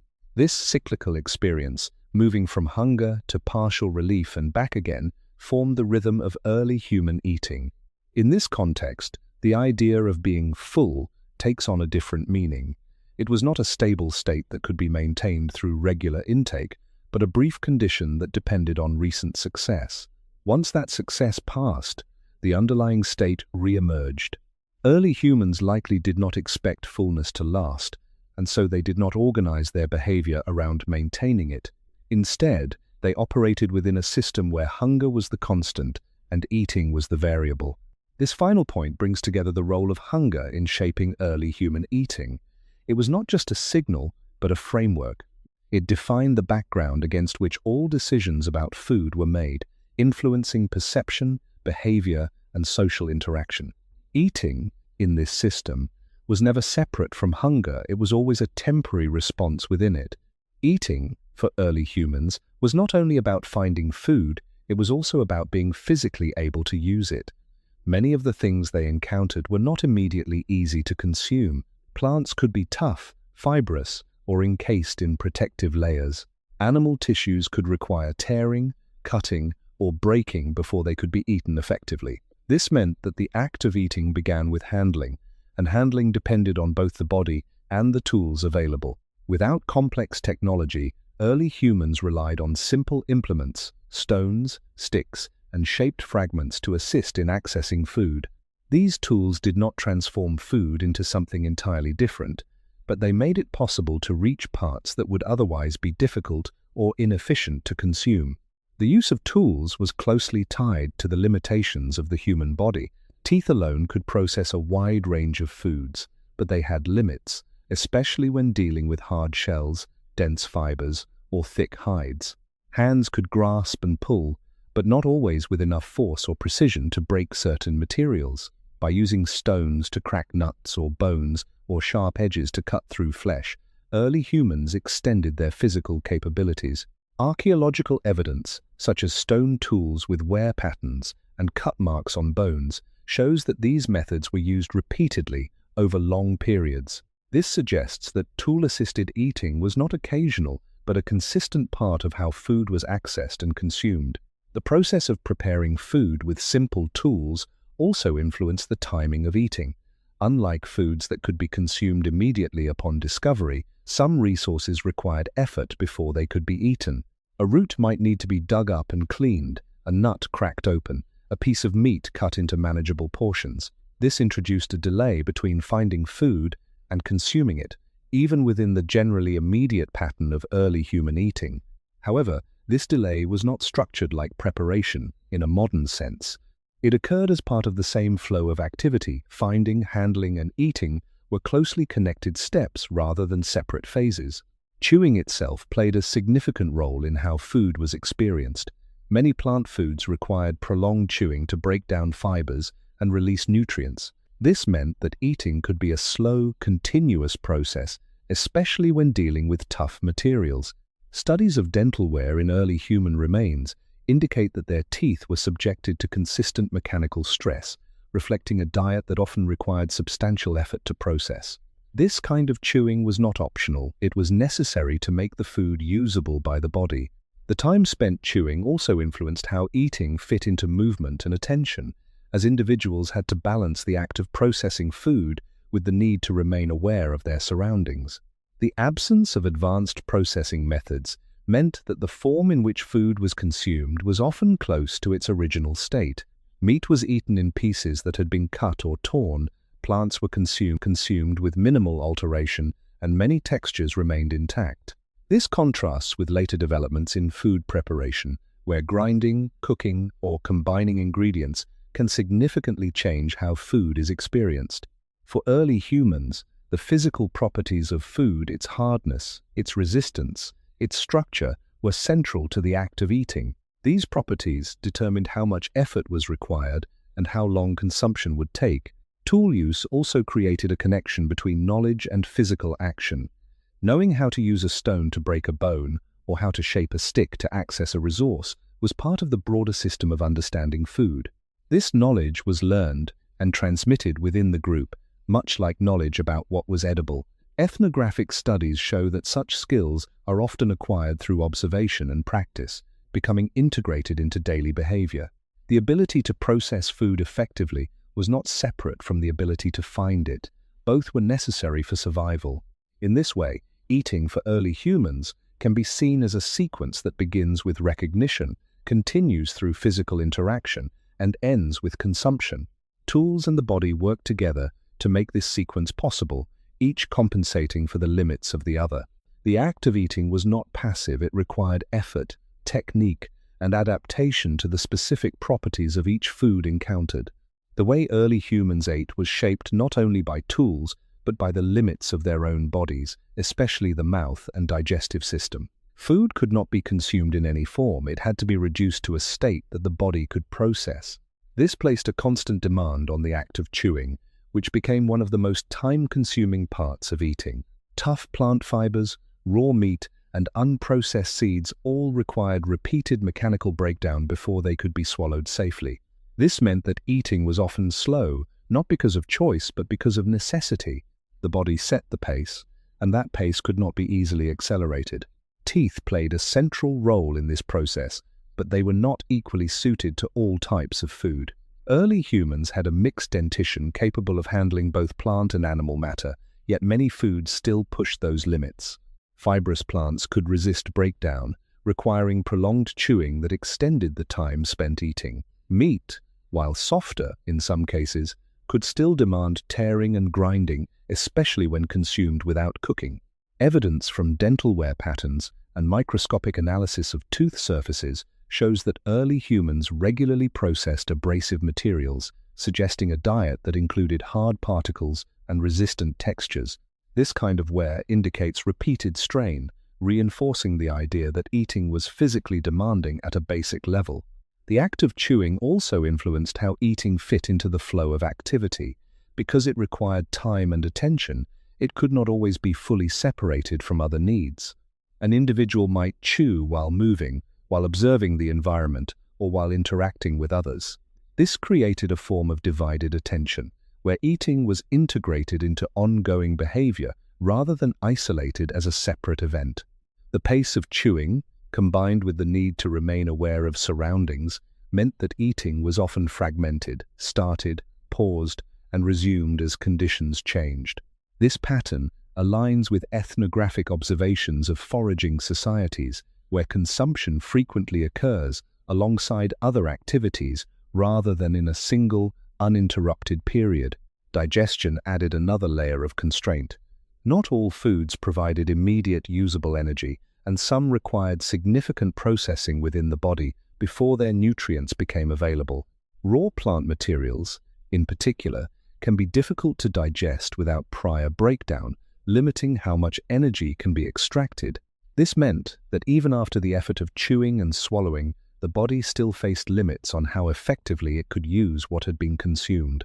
Nutritional studies suggest that early humans would have gained varying amounts of energy from different foods depending on their form and preparation. This variability reinforced the importance of both selection and processing, as the same food could yield different results depending on how it was handled. The physical limits of eating also influenced how much could be consumed at one time. There was a boundary not only in terms of stomach capacity, but in the effort required to process food before it reached that point. Tough or resistant foods could slow intake, making it difficult to consume large quantities quickly, even when food was available.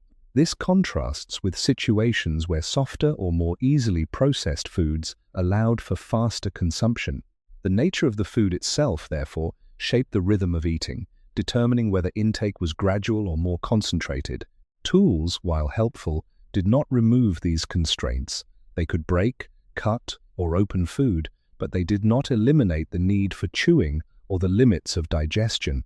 Early humans still had to rely on their bodies to complete the process. This created a consistent relationship between effort and intake. Food had to be worked on before it could be used. The time spent in this process was an unavoidable part of eating, shaping how it was experienced from beginning to end. Taken together, these factors show that eating was not simply about access to food, but about the body's ability to handle it. The structure of the mouth, the strength of the teeth, the capacity of the digestive system all placed boundaries on what could be eaten and how quickly it could be done. Within these boundaries, early humans adapted their behavior, integrating chewing and processing into their daily movement. Eating remained a physical act, defined as much by the limits of the body as by the availability of food. Over time, the interaction between simple tools and the human body formed a consistent pattern in how early humans ate. Neither element was sufficient on its own. The body provided the ability to chew, taste, and digest, but it was limited when faced with certain physical barriers, hard shells, dense fibers, or thick tissue. Tools extended those abilities, allowing access to parts of food that would otherwise remain out of reach. Yet tools did not replace the body. They only prepared the food to a point where the body could continue the process. This combination created a sequence that defined eating: access, reduction, and consumption, each step dependent on both physical capability and learned technique. This pattern was not fixed in a rigid sense, but it was repeated often enough to become a reliable way of interacting with food. A nut might be cracked with a stone, then chewed slowly to extract its contents. A piece of meat might be cut into smaller sections, then torn and ground by the teeth. A root might be dug up, cleaned, and gradually broken down through chewing. Each of these actions followed a similar structure, even though the materials differed. Archaeological evidence, including the presence of stone tools alongside food remains and the wear patterns on those tools, supports the idea that such sequences were common across different environments and time periods. The consistency lies not in the specific foods, but in the method of handling them.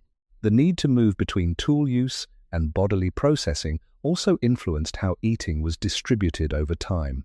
Because preparation and consumption were closely linked, eating could not always be completed in a single, uninterrupted period. A person might begin processing a food item, pause to respond to the environment, and then return to it later. This created a rhythm that was fragmented but continuous, where eating was interwoven with other activities. The body and tools worked together within this rhythm, each step adjusting to the demands of the moment. This reinforces the broader pattern seen throughout early human eating. There was no clear boundary between obtaining food, preparing it, and consuming it. All of these actions formed a single, ongoing process. Learning played a central role in maintaining this system. Knowing how to use a tool effectively, how much force to apply, or how to position a piece of food for easier chewing was not instinctive in a complete sense. These were skills developed through observation and practice, often within a social context. Younger individuals would learn by watching others, gradually acquiring the ability to handle different types of food. Ethnographic studies of foraging groups show that such skills are transmitted through participation rather than formal instruction, becoming part of everyday behavior. This means that the way of eating was not just a physical pattern, but a learned one, embedded in the culture of the group. The limitations of both tools and the body ensured that eating remained effortful. Even with assistance, food rarely became effortless to consume. There was always some level of resistance, something that had to be broken, softened, or reduced before it could be used. This effort shaped the experience of eating, making it a process that required time and attention. It also influenced how much could be consumed and how quickly, reinforcing the idea that intake was constrained not only by availability, but by the mechanics of consumption itself. In this combined system, the properties of food remained central. Tools and the body adapted to the food rather than transforming it completely. A hard object remained hard until it was broken. A fibrous plant remained resistant until it was chewed. This meant that early humans experienced food in a form that was close to its natural state, with all the variation and challenge that this entailed. The process of eating was therefore shaped by the interaction between the material qualities of food and the capabilities available to handle it. Taken together, these elements form a clear picture. Early human eating was defined by a partnership between simple tools and the human body, operating within the limits of both. This partnership did not eliminate difficulty or create uniformity, but it provided a workable method for turning what was found in the environment into usable nourishment. It was through this repeated interaction, handling, breaking, chewing, and consuming, that eating became a structured, though flexible, part of early human life. The use of fire introduced a change in how early humans interacted with food, but this change did not appear suddenly or uniformly. Fire was not always available, and its control required knowledge, attention, and favorable conditions. This meant that cooked food existed alongside raw food for long periods, rather than replacing it entirely. Early humans did not move from one clear stage to another. Instead, they operated within a mixed system, where some foods were eaten as they were found, and others were altered by heat when possible. Archaeological evidence, such as traces of controlled fire use at certain sites, suggests that this transition developed gradually, with variation across regions and time. When fire was available, it changed the physical properties of food in ways that directly affected how it could be eaten. Heat could soften tough plant fibers, making them easier to chew and digest. It could also alter the structure of meat, reducing the effort required to break it down with teeth. This did not remove the need for chewing, but it reduced the intensity of that effort. Studies in nutritional science indicate that cooking can increase the amount of energy the body can extract from certain foods, particularly by breaking down cellular structures that would otherwise resist digestion. For early humans, this meant that the same food, when exposed to fire, could become more accessible to the body, both in terms of physical handling and internal processing. The presence of fire also introduced a delay between obtaining food and consuming it. Unlike raw foods that could be eaten immediately, cooking required time to maintain the fire, to place the food in a position where it could be heated, and to wait for the transformation to occur. This created a different kind of sequence in eating, one that included a distinct phase of preparation. However, this phase was still embedded within the broader pattern of early human life. It was not a fixed ritual with consistent timing, but a flexible activity that depended on circumstances. If fire was available and conditions allowed, food might be cooked. If not, it would be eaten in its raw state. This variability meant that cooking did not establish a new, stable structure of meals. It added another option within an already variable system. Fire also affected how food was shared and consumed within a group. A fire provided a focal point, a place where individuals could gather while food was being prepared. This did not necessarily create formal meals, but it did influence how people came together around food. Ethnographic observations suggest that cooking can encourage more centralized consumption, as individuals remain near the fire during preparation. This contrasts with the more dispersed pattern of eating associated with gathering, where food is often consumed at the point of discovery. The presence of a shared location for cooking introduced a different spatial dynamic, even if the timing and quantity of food remained uncertain. At the same time, fire did not eliminate the constraints that shaped early human eating. Food could still spoil, availability remained unpredictable, and the need to find resources continued. Cooking could improve the usability of food, but it could not guarantee its presence. This meant that the benefits of fire were integrated into an existing framework rather than replacing it.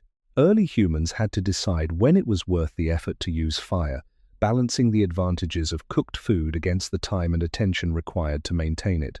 The gradual adoption of fire also required learning, knowing how to control a fire, how to apply heat effectively, and how different foods responded to cooking were not innate abilities.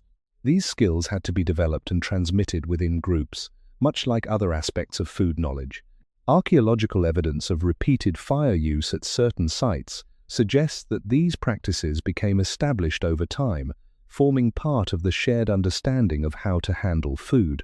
This learning process added another layer to the already complex system of early human eating, linking environmental knowledge, tool use, and now the controlled use of heat. In this way, fire did not simply make food better or easier, it changed the conditions under which eating took place. It altered textures, influenced timing, and created new patterns of interaction, all within the limits that still defined early human life. As the use of fire became more consistent in certain groups, its effects on eating extended beyond simple softening of food. Cooking began to change how quickly food could be consumed, how much energy could be extracted from it, and how the body responded after eating. Heat breaks down complex structures in both plant and animal tissues, which means that less effort is required during chewing and digestion. This does not eliminate the need for processing entirely, but it shifts part of that work from the body to the fire. Nutritional research supports this, showing that cooked foods often provide more accessible energy than their raw counterparts, particularly in the case of starches and proteins. For early humans, this meant that the same amount of food could yield more usable energy when cooked, altering the relationship between effort and intake. This shift had subtle but important consequences for the rhythm of eating. If food required less time to chew and could be digested more efficiently, then the duration of consumption could decrease in certain situations. Eating could become more concentrated, not necessarily in larger quantities, but in shorter periods. This did not create fixed meals, but it did allow for moments where intake was less fragmented than before. The body, receiving energy in a more accessible form, might also experience a different pattern of recovery after eating. Instead of prolonged effort during chewing followed by gradual digestion, the process could become slightly more streamlined, though still subject to the same overall constraints of availability and spoilage. Cooking also expanded the range of foods that could be used effectively. Certain plant materials that are difficult to consume raw due to toughness, bitterness, or mild toxicity can become more manageable when exposed to heat. This does not mean that all such foods became safe or desirable, but it does suggest that fire increased flexibility in food selection. Archaeobotanical evidence indicates that early humans processed a variety of plant resources, and the presence of fire would have influenced how these resources were used. This expanded range did not remove the need for knowledge about what was edible. Rather, it added another layer where the same item might be treated differently depending on whether it was cooked or not. The presence of fire also affected how eating fit into social time. Because cooking required waiting, it created intervals where individuals remained near a shared space. During this time, attention could shift between maintaining the fire, preparing food, and interacting with others. Eating, in these cases, might occur in closer proximity to others than in situations where food was consumed immediately upon discovery. Ethnographic studies of foraging groups show that fires often become centers of activity, not only for cooking, but for social interaction. This does not imply formal structure, but it does suggest that the timing of eating could become more aligned among individuals when fire was involved. At the same time, the use of fire introduced new dependencies. Food that was intended to be cooked could not be consumed immediately in the same way as raw food. If the fire went out, if conditions changed, or if time was limited, the process might be interrupted. This added a layer of uncertainty where the benefits of cooking were balanced against the need to maintain the conditions that made it possible. Early humans had to remain flexible, shifting between cooked and raw consumption depending on what was available at the moment. This reinforces the idea that fire was an addition to the system, not a replacement for existing behaviors.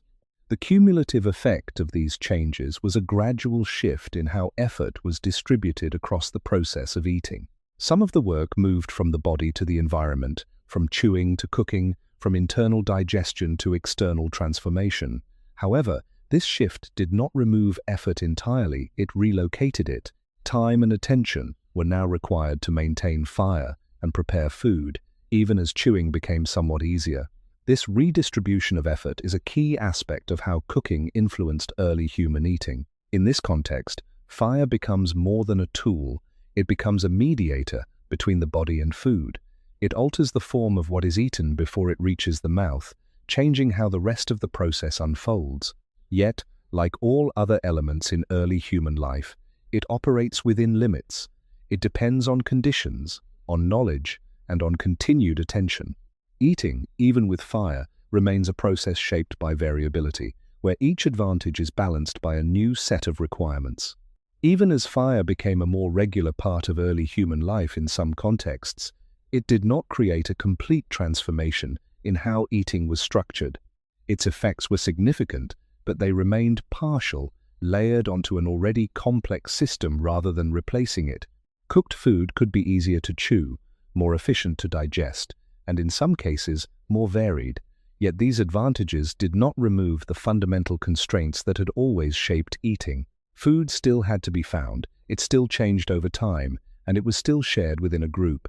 Fire altered the process, but it did not redefine its underlying nature. One of the most important limits was consistency. Fire required maintenance, fuel had to be gathered, the flame had to be sustained, and conditions had to allow it to continue. In some environments or situations, this was easier. In others, it was more difficult or even temporarily impossible. This meant that cooking could not always be relied upon.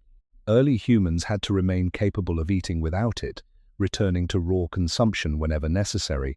Archaeological evidence supports this variability, showing that while some sites contain clear traces of controlled fire, others do not, even within similar time periods. This suggests that fire use was uneven, dependent on local conditions and knowledge, rather than universally present. Because of this, eating remained flexible. A group might cook when it was practical to do so, taking advantage of the benefits, and then shift back to uncooked food when circumstances changed. This alternation prevented the formation of a fixed pattern centered entirely on cooking. There were no guaranteed moments when food would be prepared in a particular way, no stable routine built around heat. Instead, fire became one option among several, integrated into the broader set of behaviors that early humans used to handle food. This flexibility ensured that the system could continue to function even when one element, such as fire, was unavailable. The presence of fire also did not eliminate the influence of time on food. Cooked food could still spoil, and in some cases, it could become unsuitable even more quickly after preparation, depending on environmental conditions. This meant that the urgency to consume food within a limited window remained. The act of cooking might delay the moment of eating, but it did not extend the usable life of the food in a reliable way. Early humans still had to respond to the same progression from fresh to unusable, adjusting their behavior accordingly. The constraints described in earlier parts, spoilage, timing, and limited storage, continued to operate, even in the presence of fire.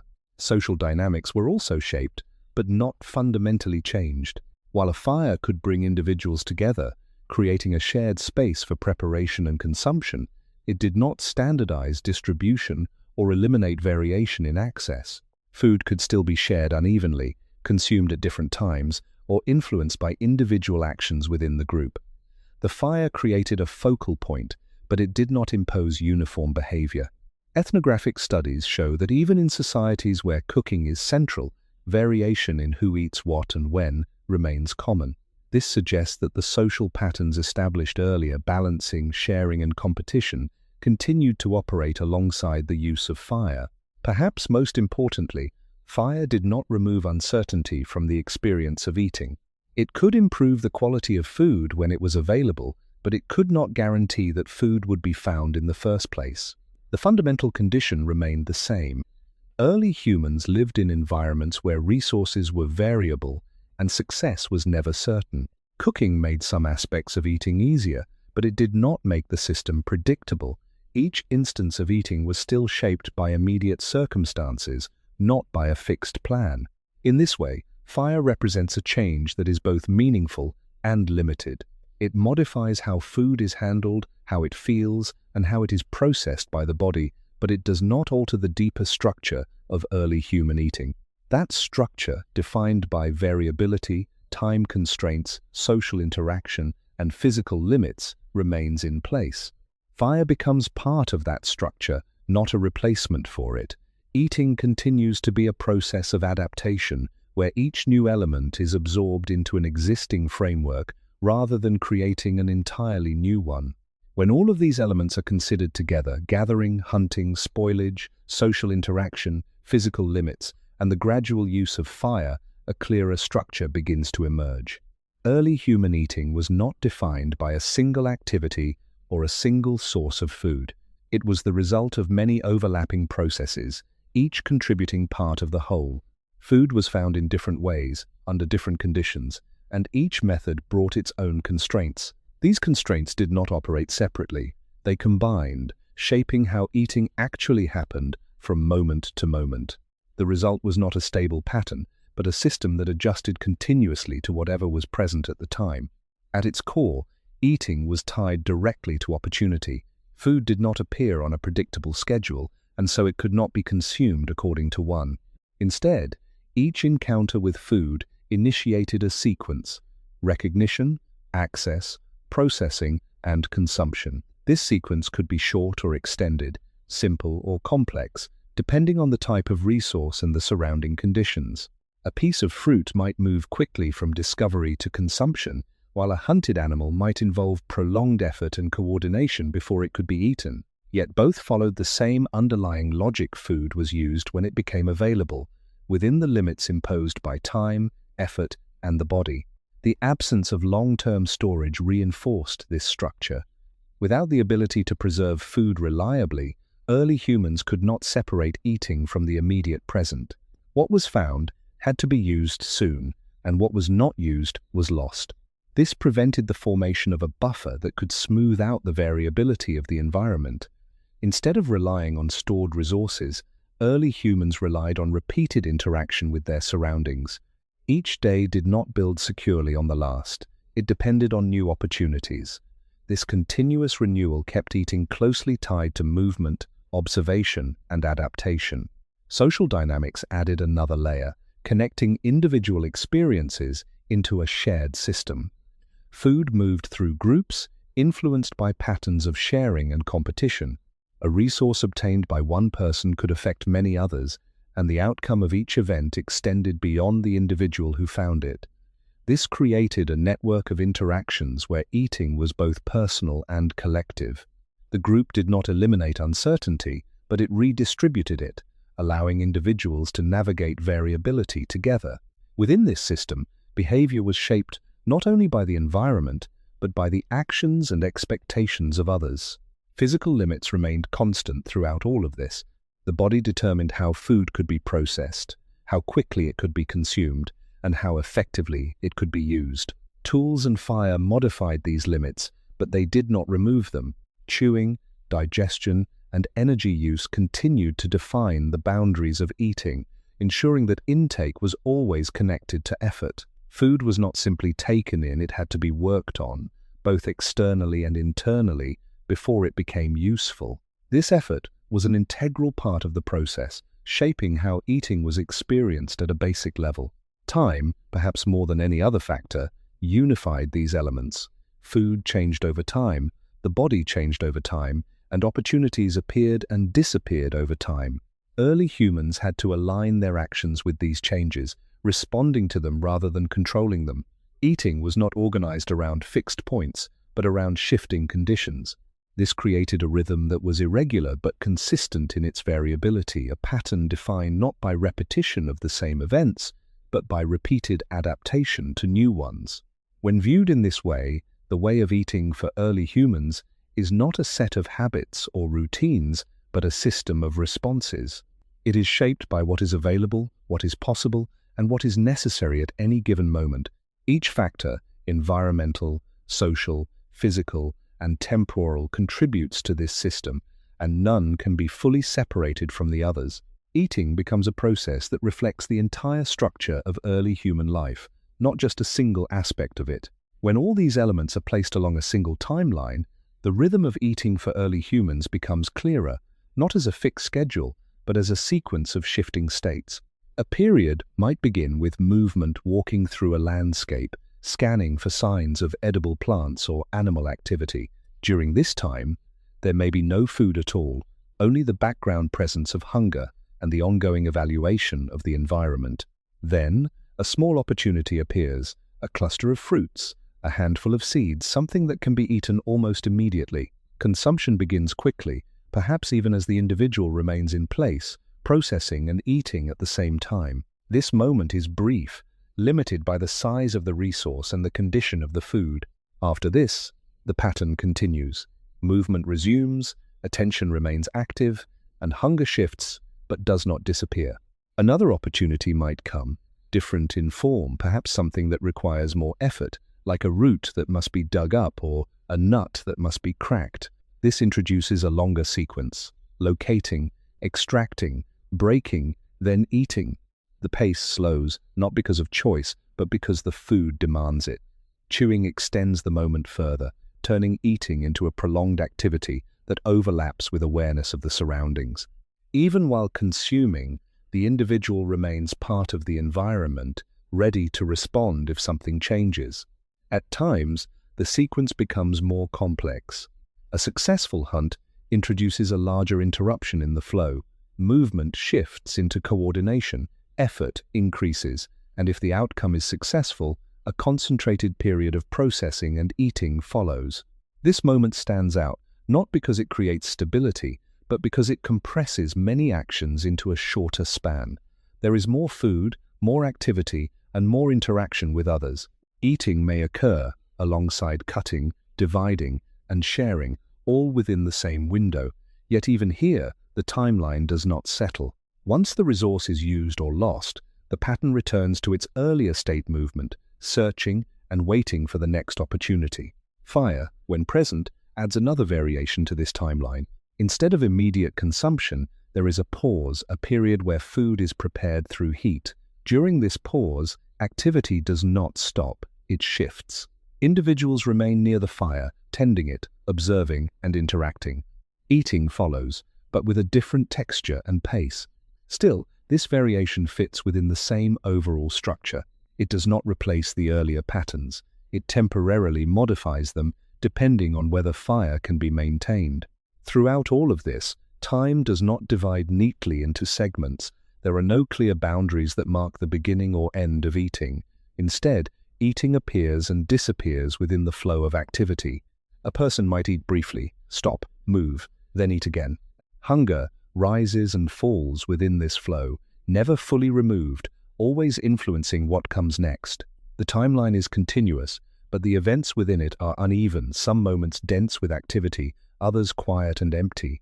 This unevenness is the defining feature. There is no consistent interval between eating events, no predictable quantity, no uniform duration. Each instance depends on what is encountered and how it can be used. The rhythm is not built on repetition of identical actions, but on repeated adaptation to changing conditions. Over time, this creates a pattern that is recognizable not for its regularity, but for its variability. Seen in this way, the daily experience of eating for early humans is less like a sequence of meals and more like a shifting landscape of opportunities and responses. Food enters the timeline when it is found, is used within its limits, and then disappears, leaving the process to begin again. The body, the environment, and the group all move within this same timeline, each influencing how the next moment will unfold. If this entire pattern is followed to its end, what remains is not a single defining habit, but a consistent condition. Early humans did not eat according to a system they controlled. They ate within a system that controlled them. Every element that has been traced: uncertain availability, the constant presence of hunger, the limits of the body, the influence of others, the passage of time, and even the use of tools and fire points in the same direction. Eating was never fully separated from these forces. It did not become predictable, and it did not become stable. It remained something that had to be adjusted, moment by moment, within boundaries that could not be removed. This means that eating, for early humans, was not organized around comfort or routine, but around response. Food was not expected at a certain time, in a certain amount, or in a certain form. It appeared when conditions allowed, and it had to be used within those conditions. There was no lasting separation between having food and needing it again. Even after moments of abundance, the system returned to uncertainty. Hunger would reappear, the search would continue, and the same sequence would begin again. This repetition did not create sameness, it created familiarity with change itself. Within this, the body and mind adapted not by eliminating uncertainty, but by functioning within it. Hunger became a guide rather than a disruption. Effort was adjusted rather than maximized. Attention remained open to small opportunities rather than fixed on guaranteed outcomes. Social behavior balanced sharing and competition, not to create fairness in every moment, but to allow the group to persist over time. Tools and fire improved certain aspects of eating, but they did not change the need to respond to what was immediately present. All of these adjustments point to a system that is flexible, not fixed, one that works because it can change, not because it remains the same. What is often imagined as a way of eating turns out, under closer examination, to be something less structured and more conditional. There were no clear meals, no stable portions, no consistent intervals. Instead, there were repeated encounters with food, each shaped by its own constraints. Eating might be brief or extended, solitary or shared, easy or effortful, depending on what had been found and what could be done with it. The variation is not an exception to the system, it is the system itself. This perspective leads to a different understanding of what it meant to eat in early human life. It was not a separate activity that could be planned in advance or repeated in the same way each day. It was embedded within movement, within observation, within social interaction, and within the changing state of the body. To eat was to respond to a moment in which food and opportunity aligned, however briefly. Once that moment passed, the conditions shifted again, and the process continued. From this, a quieter conclusion emerges. The structure of early human eating was not built on certainty, but on adaptation. It did not seek to remove unpredictability, but to move within it. Every bite was part of a larger pattern that could not be fixed, only followed. And if that pattern is left without a final answer, if it is allowed to remain open, then one question continues to linger, unresolved. If eating was never something they could control, only something they could respond to, what, in that world, did it truly mean to have enough?